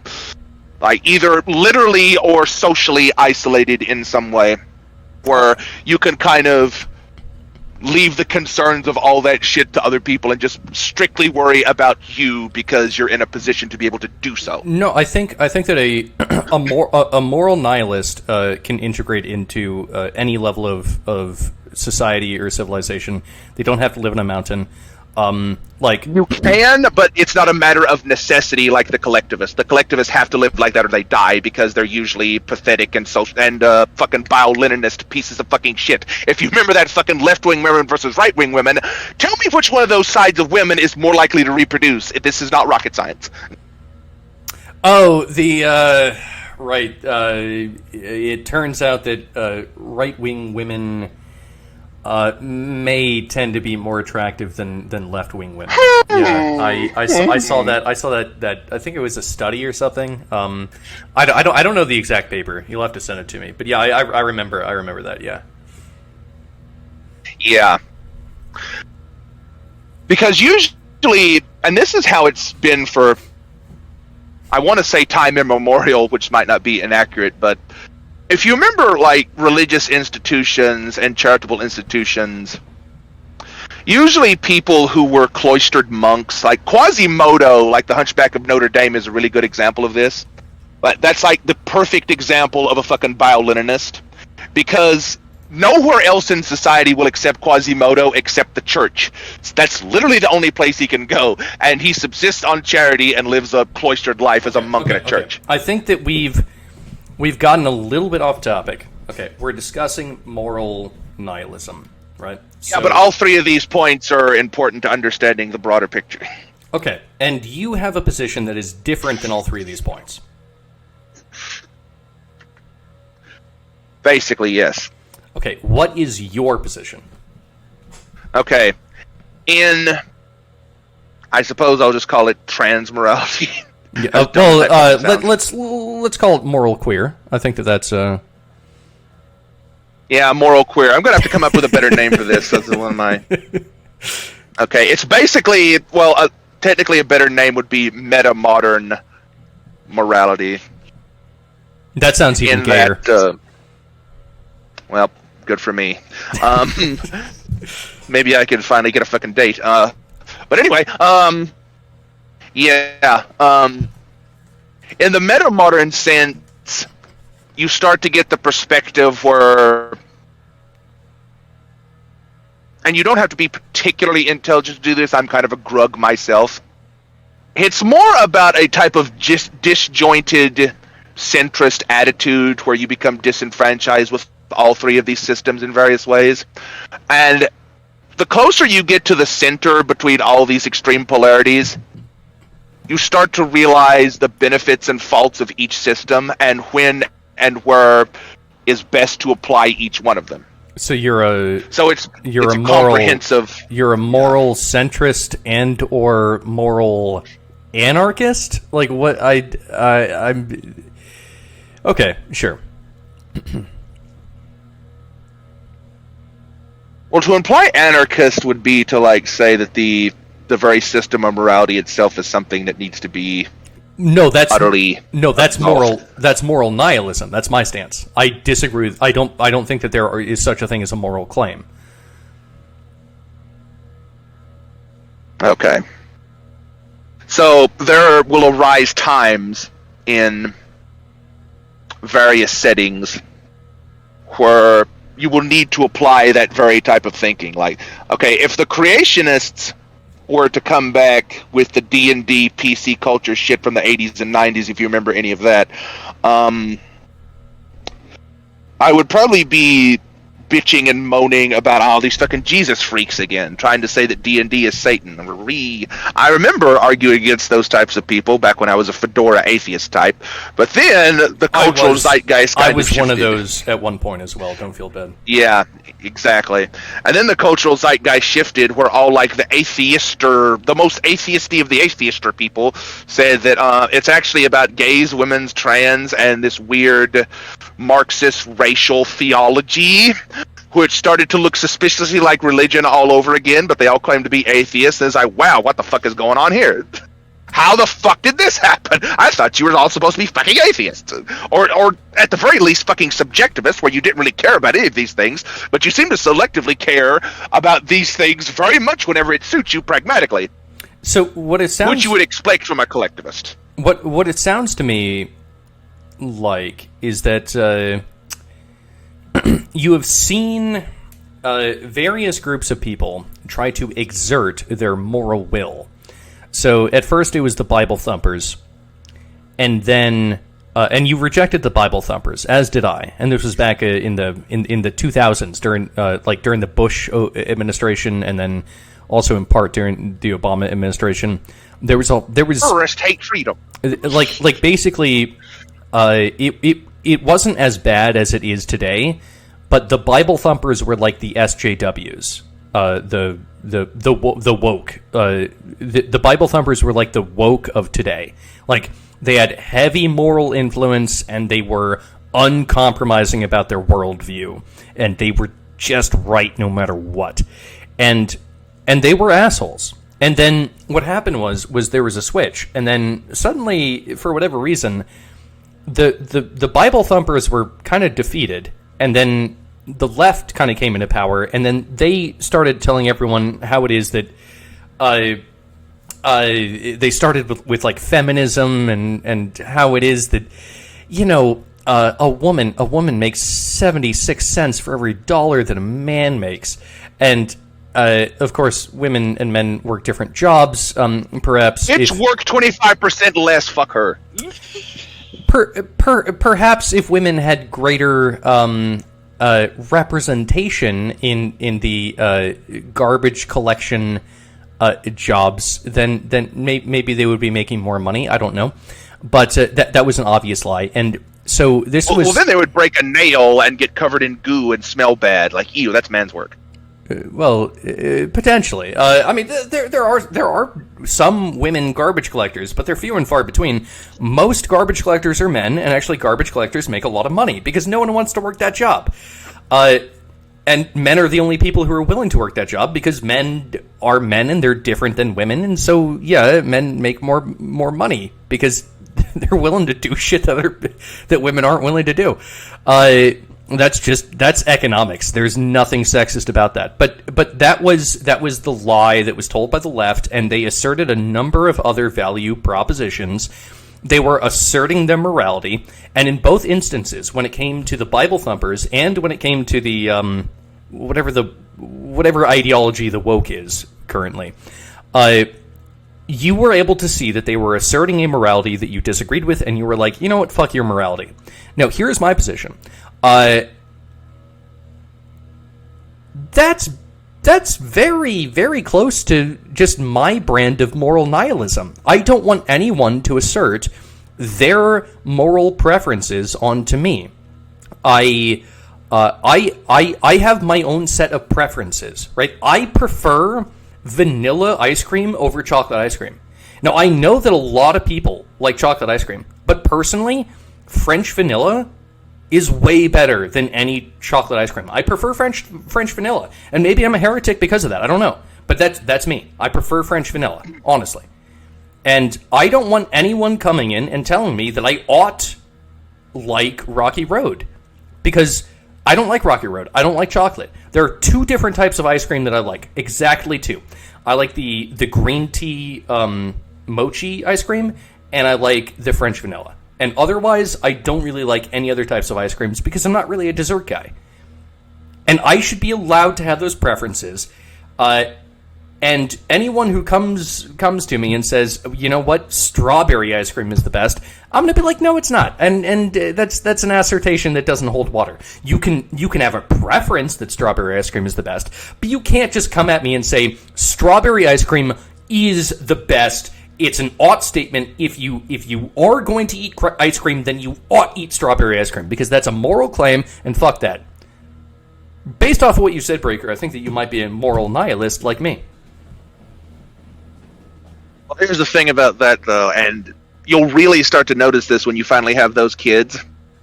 Like, you know, you might say to your kid when it's time to get ice cream, it's like, hey, what flavor of ice cream do you want? If they say, like, Rocky Road, you'll just be like, the kid likes Rocky Road. Nothing I need to worry about. But if your kid tries to run into traffic, suddenly the deep, concealed inner king inside you is going to come out, and you're going to say to that frickin' kid, don't you dare cross that fucking street. I command you not to do that. And if you don't listen to me, I'm going to push you by force and prevent you from going to the street, motherfucker. Of course, because it is my preference that my child does not die. I'm allowed to have preferences. Yeah, exactly. But in that scenario, I guarantee you it will no longer feel like a rationally substantiated preference that you are articulating in this fine and intellectual matter right now. It will be a lot deeper and more visceral than that. No, it's a deeply felt emotional preference. I mean, for instance, I have a deeply felt and emotional preference for my loved ones to not die. Now, that doesn't mean that it is, therefore, a moral thing that just overall people that you love ought not die. That would be insane, because everyone dies, right? It's and that's like going against human nature in a very profound way, which you realize is absurd and unattainable. Right, exactly. Yeah, it's just my overall preference as just an animal on this earth. I have preferences, and my preference is that I don't want my loved ones to die. I like ice cream, and I don't want to live in a civilization that is filled with rape and murder. So I will choose not to do any sort of rape and murder myself, because that's like, why would I? That makes no sense. So it's all like, and like I can find murder disgusting myself, right? Like I've had some dreams. Like I don't know if you've ever had like a dream like this, but I've had a dream where I was attacked by someone. And it was a burglar or some shit. And I felt as though he was a threat to my life. And this was a dream, right? This didn't actually happen. But I felt like he was a threat to my life. And so I took a rock and I just hit him over the head. And I just kept hitting until his skull was bashed in, because I wanted to eliminate the threat. Fucking monkey-brained, just kill the thing that's a threat to me. But then I stood up in my dream and I was like, oh my god, I just killed a man. And I felt sick, right? Because, oh god, I don't want to kill someone. And that was just a dream, right? But, so I can have a preference that is actually just based off of, in the same way that I have a preference towards vanilla ice cream over chocolate ice cream, I can have a preference of not wanting to murder someone or not wanting to rape someone, because I find that to be disgusting. I can have all those sort of preferences. And the only argument that I'm really trying to make here is that, well, my preferences are not objective. They're not something that I can just shout at other people and be like, well, this is correct now. I feel this way, ergo, this is just the correct thing. Like, I can't be like, yo, I fucking love French vanilla ice cream. And so when I see someone eating chocolate ice cream, I'm like, that's incorrect. You can't eat chocolate ice cream. The better objective, the moral ice cream is French vanilla. You can't just go and eat chocolate ice cream. You can't. That would be insanity, right?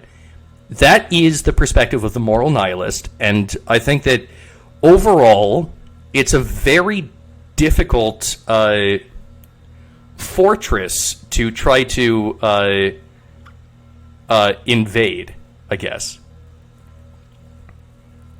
Well, insofar as you're so individualistic and it's kind of like a do unto others golden rule type of thing, where because you're so individualistic and despise other people imposing upon you in an authoritarian way, you feel as though almost obliged to reciprocate the antithesis of that type of behavior and impose upon as few people as possible in the hopes that they will reciprocate in kind, because there is a default assumption in that other people are as rational and free-minded as you, and they will in fact do that if you lead by example. But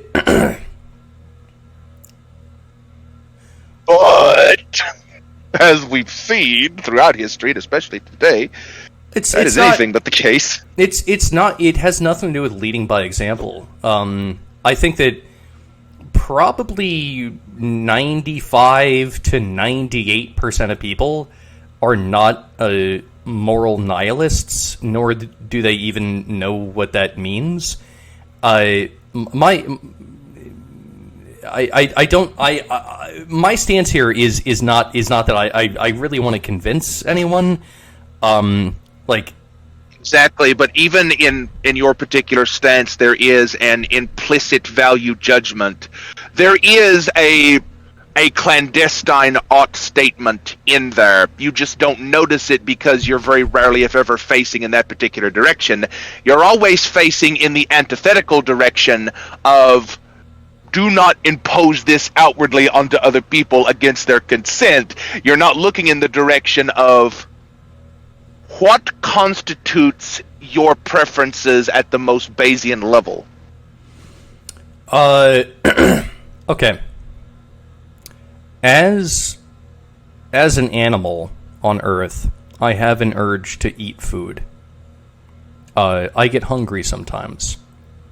So, maybe that means, if I were to be a hunter-gatherer human 10,000 years ago, that would mean that I would have to pluck berries, or I would have to go out and kill an elk or something.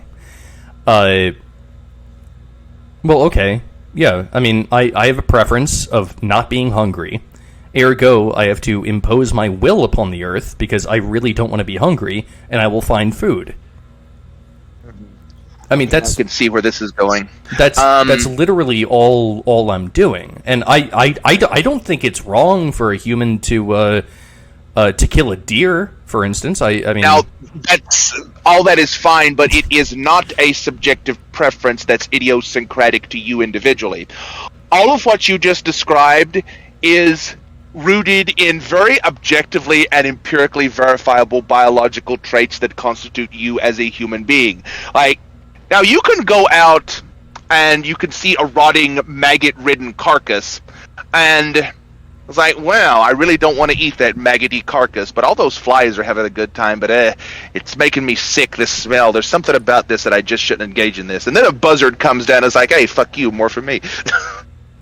There's a reason you don't want to eat rotten meat that is an objective, scientifically verifiable reason. It's because your gut is not evolutionarily designed to eat rotten meat.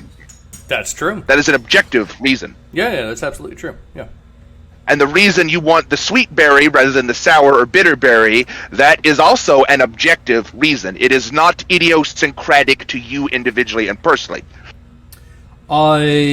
Well, actually, I've always been a fan of the just prior to ripe sort of fruits. I like them more sour than sweet, personally. And there's probably an evolutionary reason for that. There could be. That was like, hey, it's because you're like one of those, you're not quite a sneak breeder. You're like in between Chad and sneak breeder. You're like hyper monogamous K-selected motherfucker. Just get one and stick to it. I feel slightly offended by you calling me a sneak breeder, but you know what? That's okay. I said you're not a sneak breeder. You're a few rungs above the ladder to that. So I would hypothesize that, now, this isn't like a scientific treatise or anything, so don't get it twisted, but I would hypothesize a desire for the prior to ripe berry is probably rooted deep in your genetics, in that you're not alpha chad material, and alpha chad is going to eat all the sweetest, ripest berries, so you need to get the ones that are just a few rungs down the ladder before they ripen to his tastes. That could be it. That definitely could be it. Or it could be that my entire life I have enjoyed eating pickles, dill pickles, not the sweet fucking bread and butter pickles, dill pickles. I enjoy eating capers directly out of the jar. I've always enjoyed mustard. I enjoy the taste of vinegar. I enjoy very intense flavors. I always have, and I've never really been that big fan of like sweet things. And so I'm not sure what that represents, but I think it is genetic because my mom also enjoyed like very intense flavors. But I like really intense flavors. Like, I want my fruit to be sour as fuck. I like fucking sour, vinegary, salty things. That's what I like. And maybe that's genetic, but I'm not sure that we can bring it to the level of alpha chad versus beta versus omega versus sigma. Well, yeah, this probably gets into a whole bunch of emergent and epigenetic factors that turns into this massively complex web, like we've talked about before, the concept of emergence. Yeah. Whatever it is that makes my taste buds like they are, and also I love spicy things. Like I love spicy things. I don't know what it is. But I eat such spicy things with fucking extracts in them, like pure capsaicin extract, that even my fucking piss burns the inside of my dick. That honestly sounds terrible. But I think that probably, if I were to guess, there's another thing about humans that has probably, I think, evolved after the whole tribal thing. Like, I think probably into the agricultural revolution, and that is that, no, actually, it could have existed before then. Actually, it probably did. I don't know. I'm not sure when this came about, to be honest, but, it is the human desire for novelty and exploration and risk-taking. There are genes for that. You want novelty, you want excitement, you want exploration, and you want risk-taking. And those factors, those genetic factors, either make you a really good CEO or make you a shit fucking drug user overall. Because both of those make you have an addictive personality, where either you're addicted to power and money, or you're addicted to drugs and you just you amount to nothing, right? So I think that might be correlated with also wanting to have an extreme amount of like flavor profile in your meals. Like, I will literally eat straight vinegar. My favorite type of chip is salt and vinegar chips. I think that I used to love those when I ate chips. Now I eat salt and vinegar pistachios. Man, I've never been a big fan of nuts myself. I don't like nuts. Well, but maybe I do keto now, so chips bad. Oh, I didn't know that you were doing keto. Oh, dude, that's awesome. Yeah, that's super good. But yeah, I was never like, from the time I was little, I was never a big fan of nuts. I don't like them. They taste weird. I don't know. But okay. Now we're talking about whether we like nuts or potato chips more. This is not an entertaining. This is going a bit awry, but it kind of actually does. It kind of does segue into several important things that have to.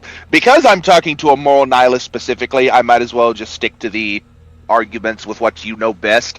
And we've had this argument before. Moral nihilism is ultimately a type of virulently misanthropic viewpoint. I disagree. It's deeply... Okay. Well, I'll go over my reasoning for this. Basically, I think all nihilism is ultimately the most anti-human of perspectives a human being could possibly have, and it's a wonder that humans were able to think of this bizarre paradox of nihilism to be able to go that fucking far with it. I'm not advocating for nihilism. I would agree that nihilism sucks, and that no one should actually take the position of nihilism. But moral nihilism it's a completely different concept than just nihilism, right? It's you have it's evaluated the moral.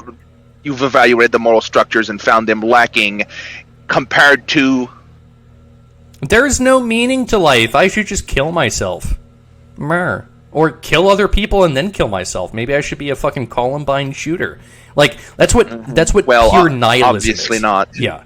Like, this bullshit. Is purely a philosophical dialectic. This is not a literal threat of self-harm, in case any of the platforms are wondering. Oh, no, yeah. That was a metaphor. Yeah, this is purely metaphorical. This is a philosophical thought experiment discussion, not a literal injunction to commit suicide or anything, or murder. Okay. Now, when I asked you and then stopped abruptly, compared to, like, you find the world utterly bereft of meaning. That necessitates some type of meaning that the world is lacking. That's nihilism. I am a moral nihilist. I find the definition of nihilism is there is no intrinsic value, specifically moralism. There is no intrinsic value in any moral structure. You would probably agree with this. Yes, it's specific to morals. You can find meaning in the world. I find the world bereft of ought statements. That is my position. I don't think that ought statements are a real thing. Like, you can say them, but they have no value. That is literally all I'm saying. It has nothing to do with the meaning of life. It has to do with, I don't like ought statements.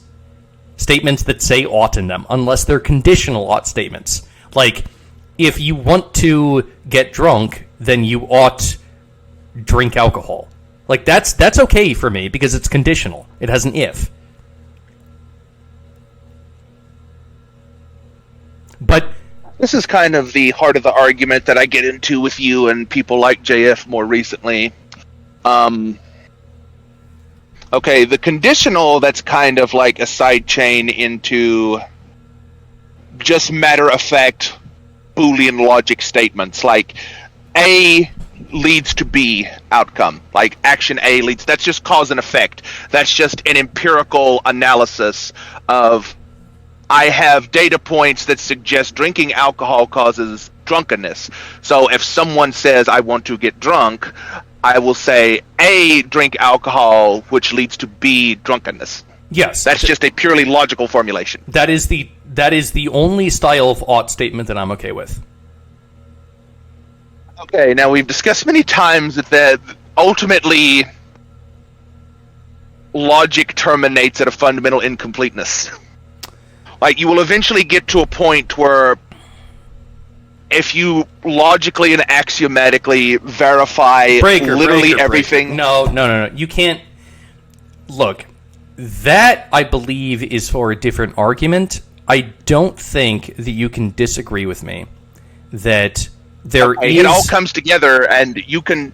There is sound logic. There is absolutely sound logic behind... I'm not saying there isn't sound logic. I'm saying sound logic is insufficient. If you want to get drunk, then you ought drink alcohol. There's sound logic behind that. You can't use the incompleteness theorem to say, oh, well, there's a hole at the end of that. No. It's completely fair. If you want to get drunk, you ought drink alcohol. Yes, I agree with that, and I'm not saying it... The logic is sound. The logic works. I'm not disputing that.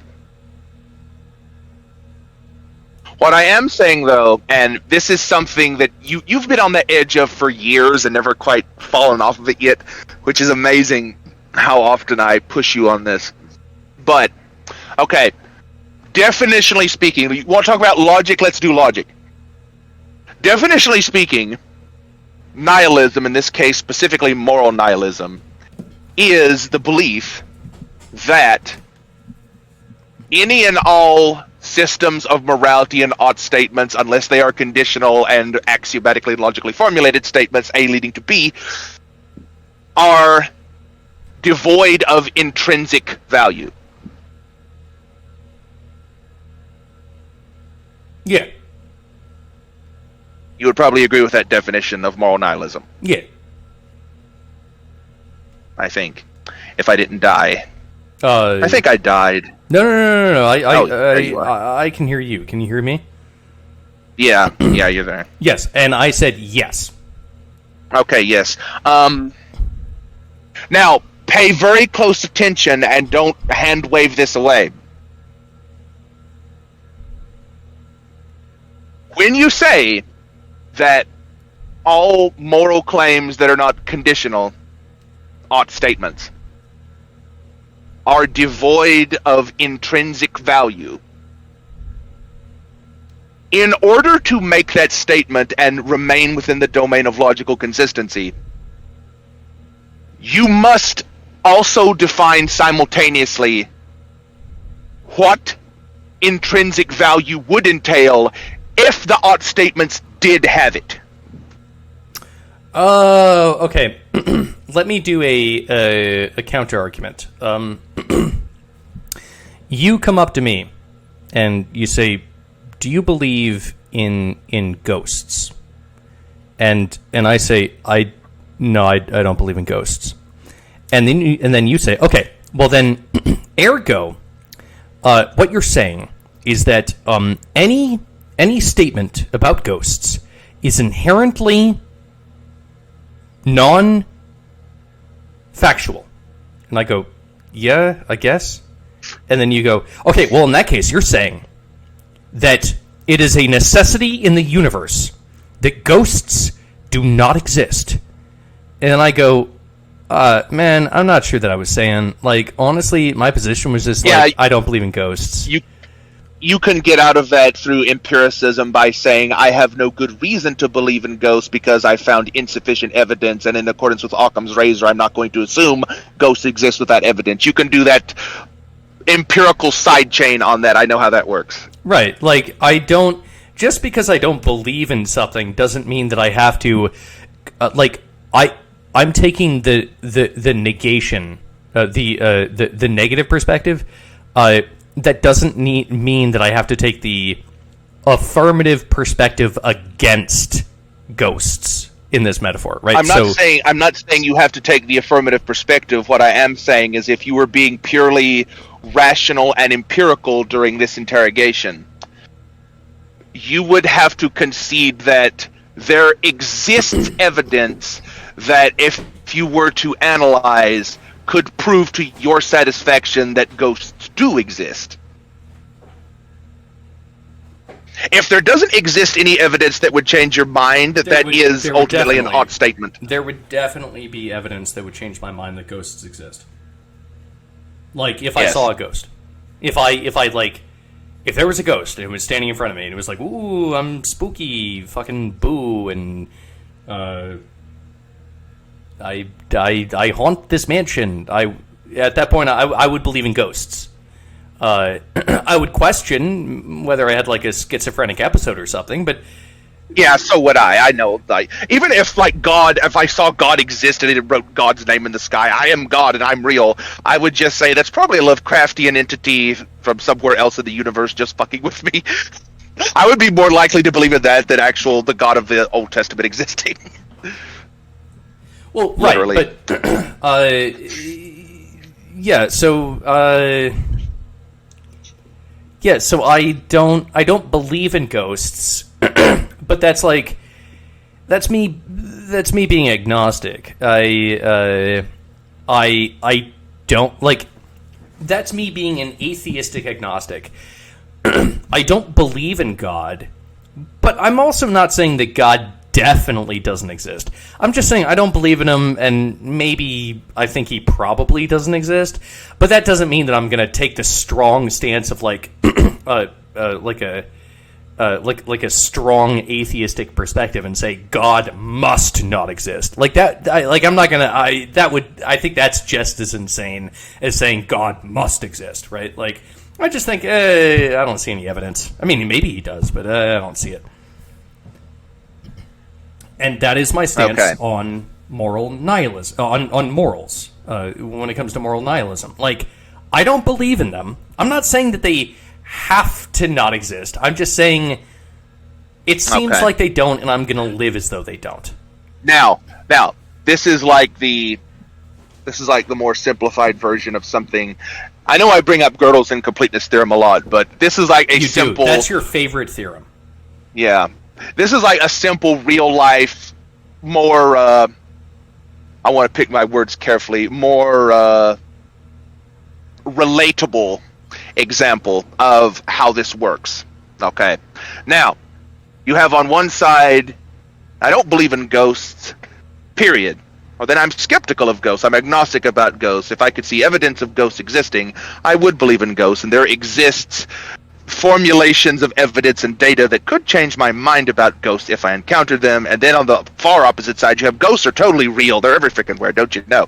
So you're somewhere in between that, more leaning probably in the direction that they don't because of the severe lack of evidence you see for ghosts existing. Now, there's a chain of consistency through all of this, and it is your adherence to rational empiricism that could, in theory, allow for evidence to be presented to you that could change your mind in this profound way about this thing that up until the point you saw the evidence, you had no reason to believe in.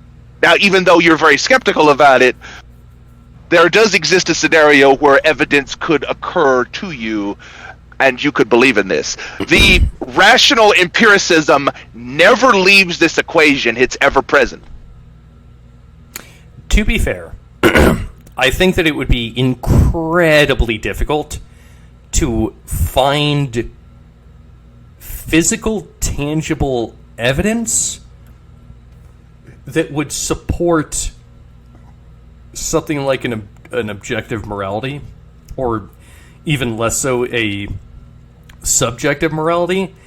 I don't know how it is that you could possibly tie in like empirical evidence to a universal morality. Maybe if we found the actually I don't even know how it is that you could bridge a physical piece of evidence and then being able to say that okay, now morality exists. I'm not sure how that would work. It seems impossible right now, but maybe there's a way that you could make it work. I don't know, yeah, I'm not sure that this is actually based off of empiricism. Actually, in the same way that when it comes to God, I don't think that there is. I think it's impossible, probably, for there to be evidence for or against the existence of God, because he is something that exists outside the universe, and via the scientific method, we can only describe things that are inside our universe. So I think that yeah, I don't know. I don't know, man. I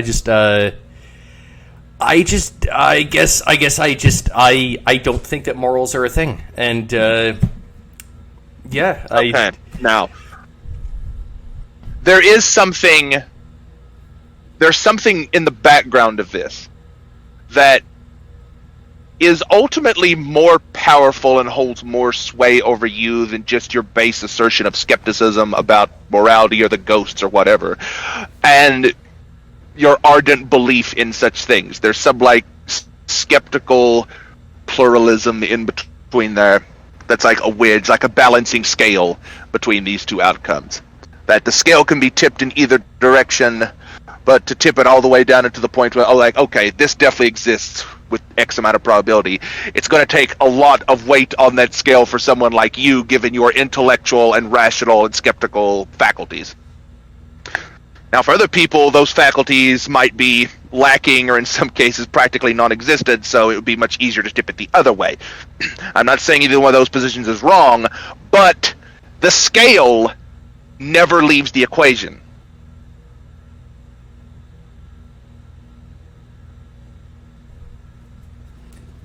You're saying the scale, if it were tipped, it could change your mind. You're saying that the scale is, if I'm interpreting what you're saying correctly, is that the scale is binary. It's between 1 or 2. It's like, okay, it's either leaning towards moral nihilism or it's leaning towards some sort of like moral objectivism. But the scale only goes in 2 directions. It's up or down on one point or the other. Whereas maybe you have a position that is outside of the scale. And so maybe it's difficult for me to think about it even because I am focused on the scale going up and down between the 2 positions, and you're out there on the other side of the bench. Yeah. Okay, that's fair. And what is your position? I already see the scale and what does and doesn't tip it in either direction. Okay, but what things can be loaded onto it. Tell me what you're affirming. You've been telling me what you're negating, but what are you affirming? I'm affirming that no matter how you try and get away with it, there's always some type of base, intrinsic value system operating, even in the most ardent of moral nihilists like yourself, that allows you to evaluate each and every moral claim that comes along, whether it's ice cream or murder. That scale is always there, but it's so heavily loaded in the morality has no intrinsic value side that you don't remember that there's actually a scale there that could be tipped on the other side.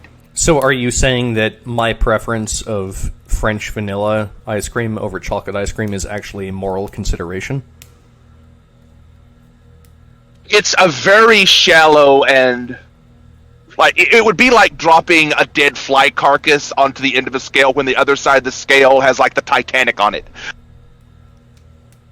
So, what you're saying... But I guarantee you, if your child runs into the street, there's going to be a thumb on the other side of that scale that's going to lift that Titanic right off the fucking ground.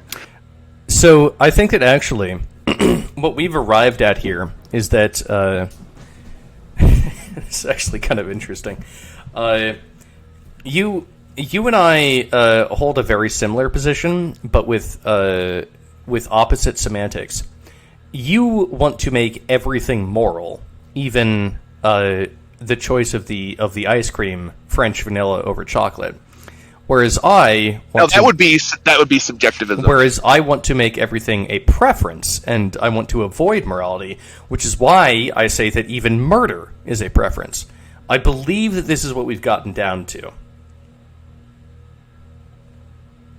Well, if I were a subjectivist, I would want the scale to be as even as possible, and be inclusive of all ways of thinking.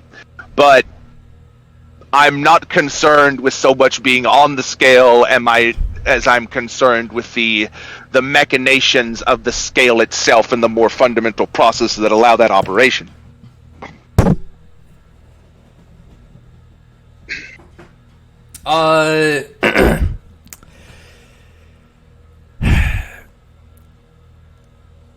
I think that overall, I think that we've talked this to death. I think that... This would probably be a good time to cut it out. Yeah, probably. I think that this conversation has probably gone on long enough. I continue to think that I'm right, and you'll probably continue to think that you're right, and I think that we can just leave it at that. I think that we went super esoteric there, and probably into some concepts and ideas that most people don't give a shit about. But at the same time, I think it was. That's why you do the fun stuff at the beginning. Exactly. Yeah, I think it was a conversation worth having. I don't think that we're done with that. I think that actually it is an incredibly boring, but also incredibly important conversation to have. Like it's to many people it may seem boring, but I do think that it's actually a very important conversation to have, and actually a conversation that more people ought be having. Anyway, with that, I think that we'll leave it there. This is me saying goodbye to everyone. Breaker, go ahead and say goodbye to everyone. God so told me to destroy Joe Rogan. Yes, sir, Jesus! All right, bye everyone.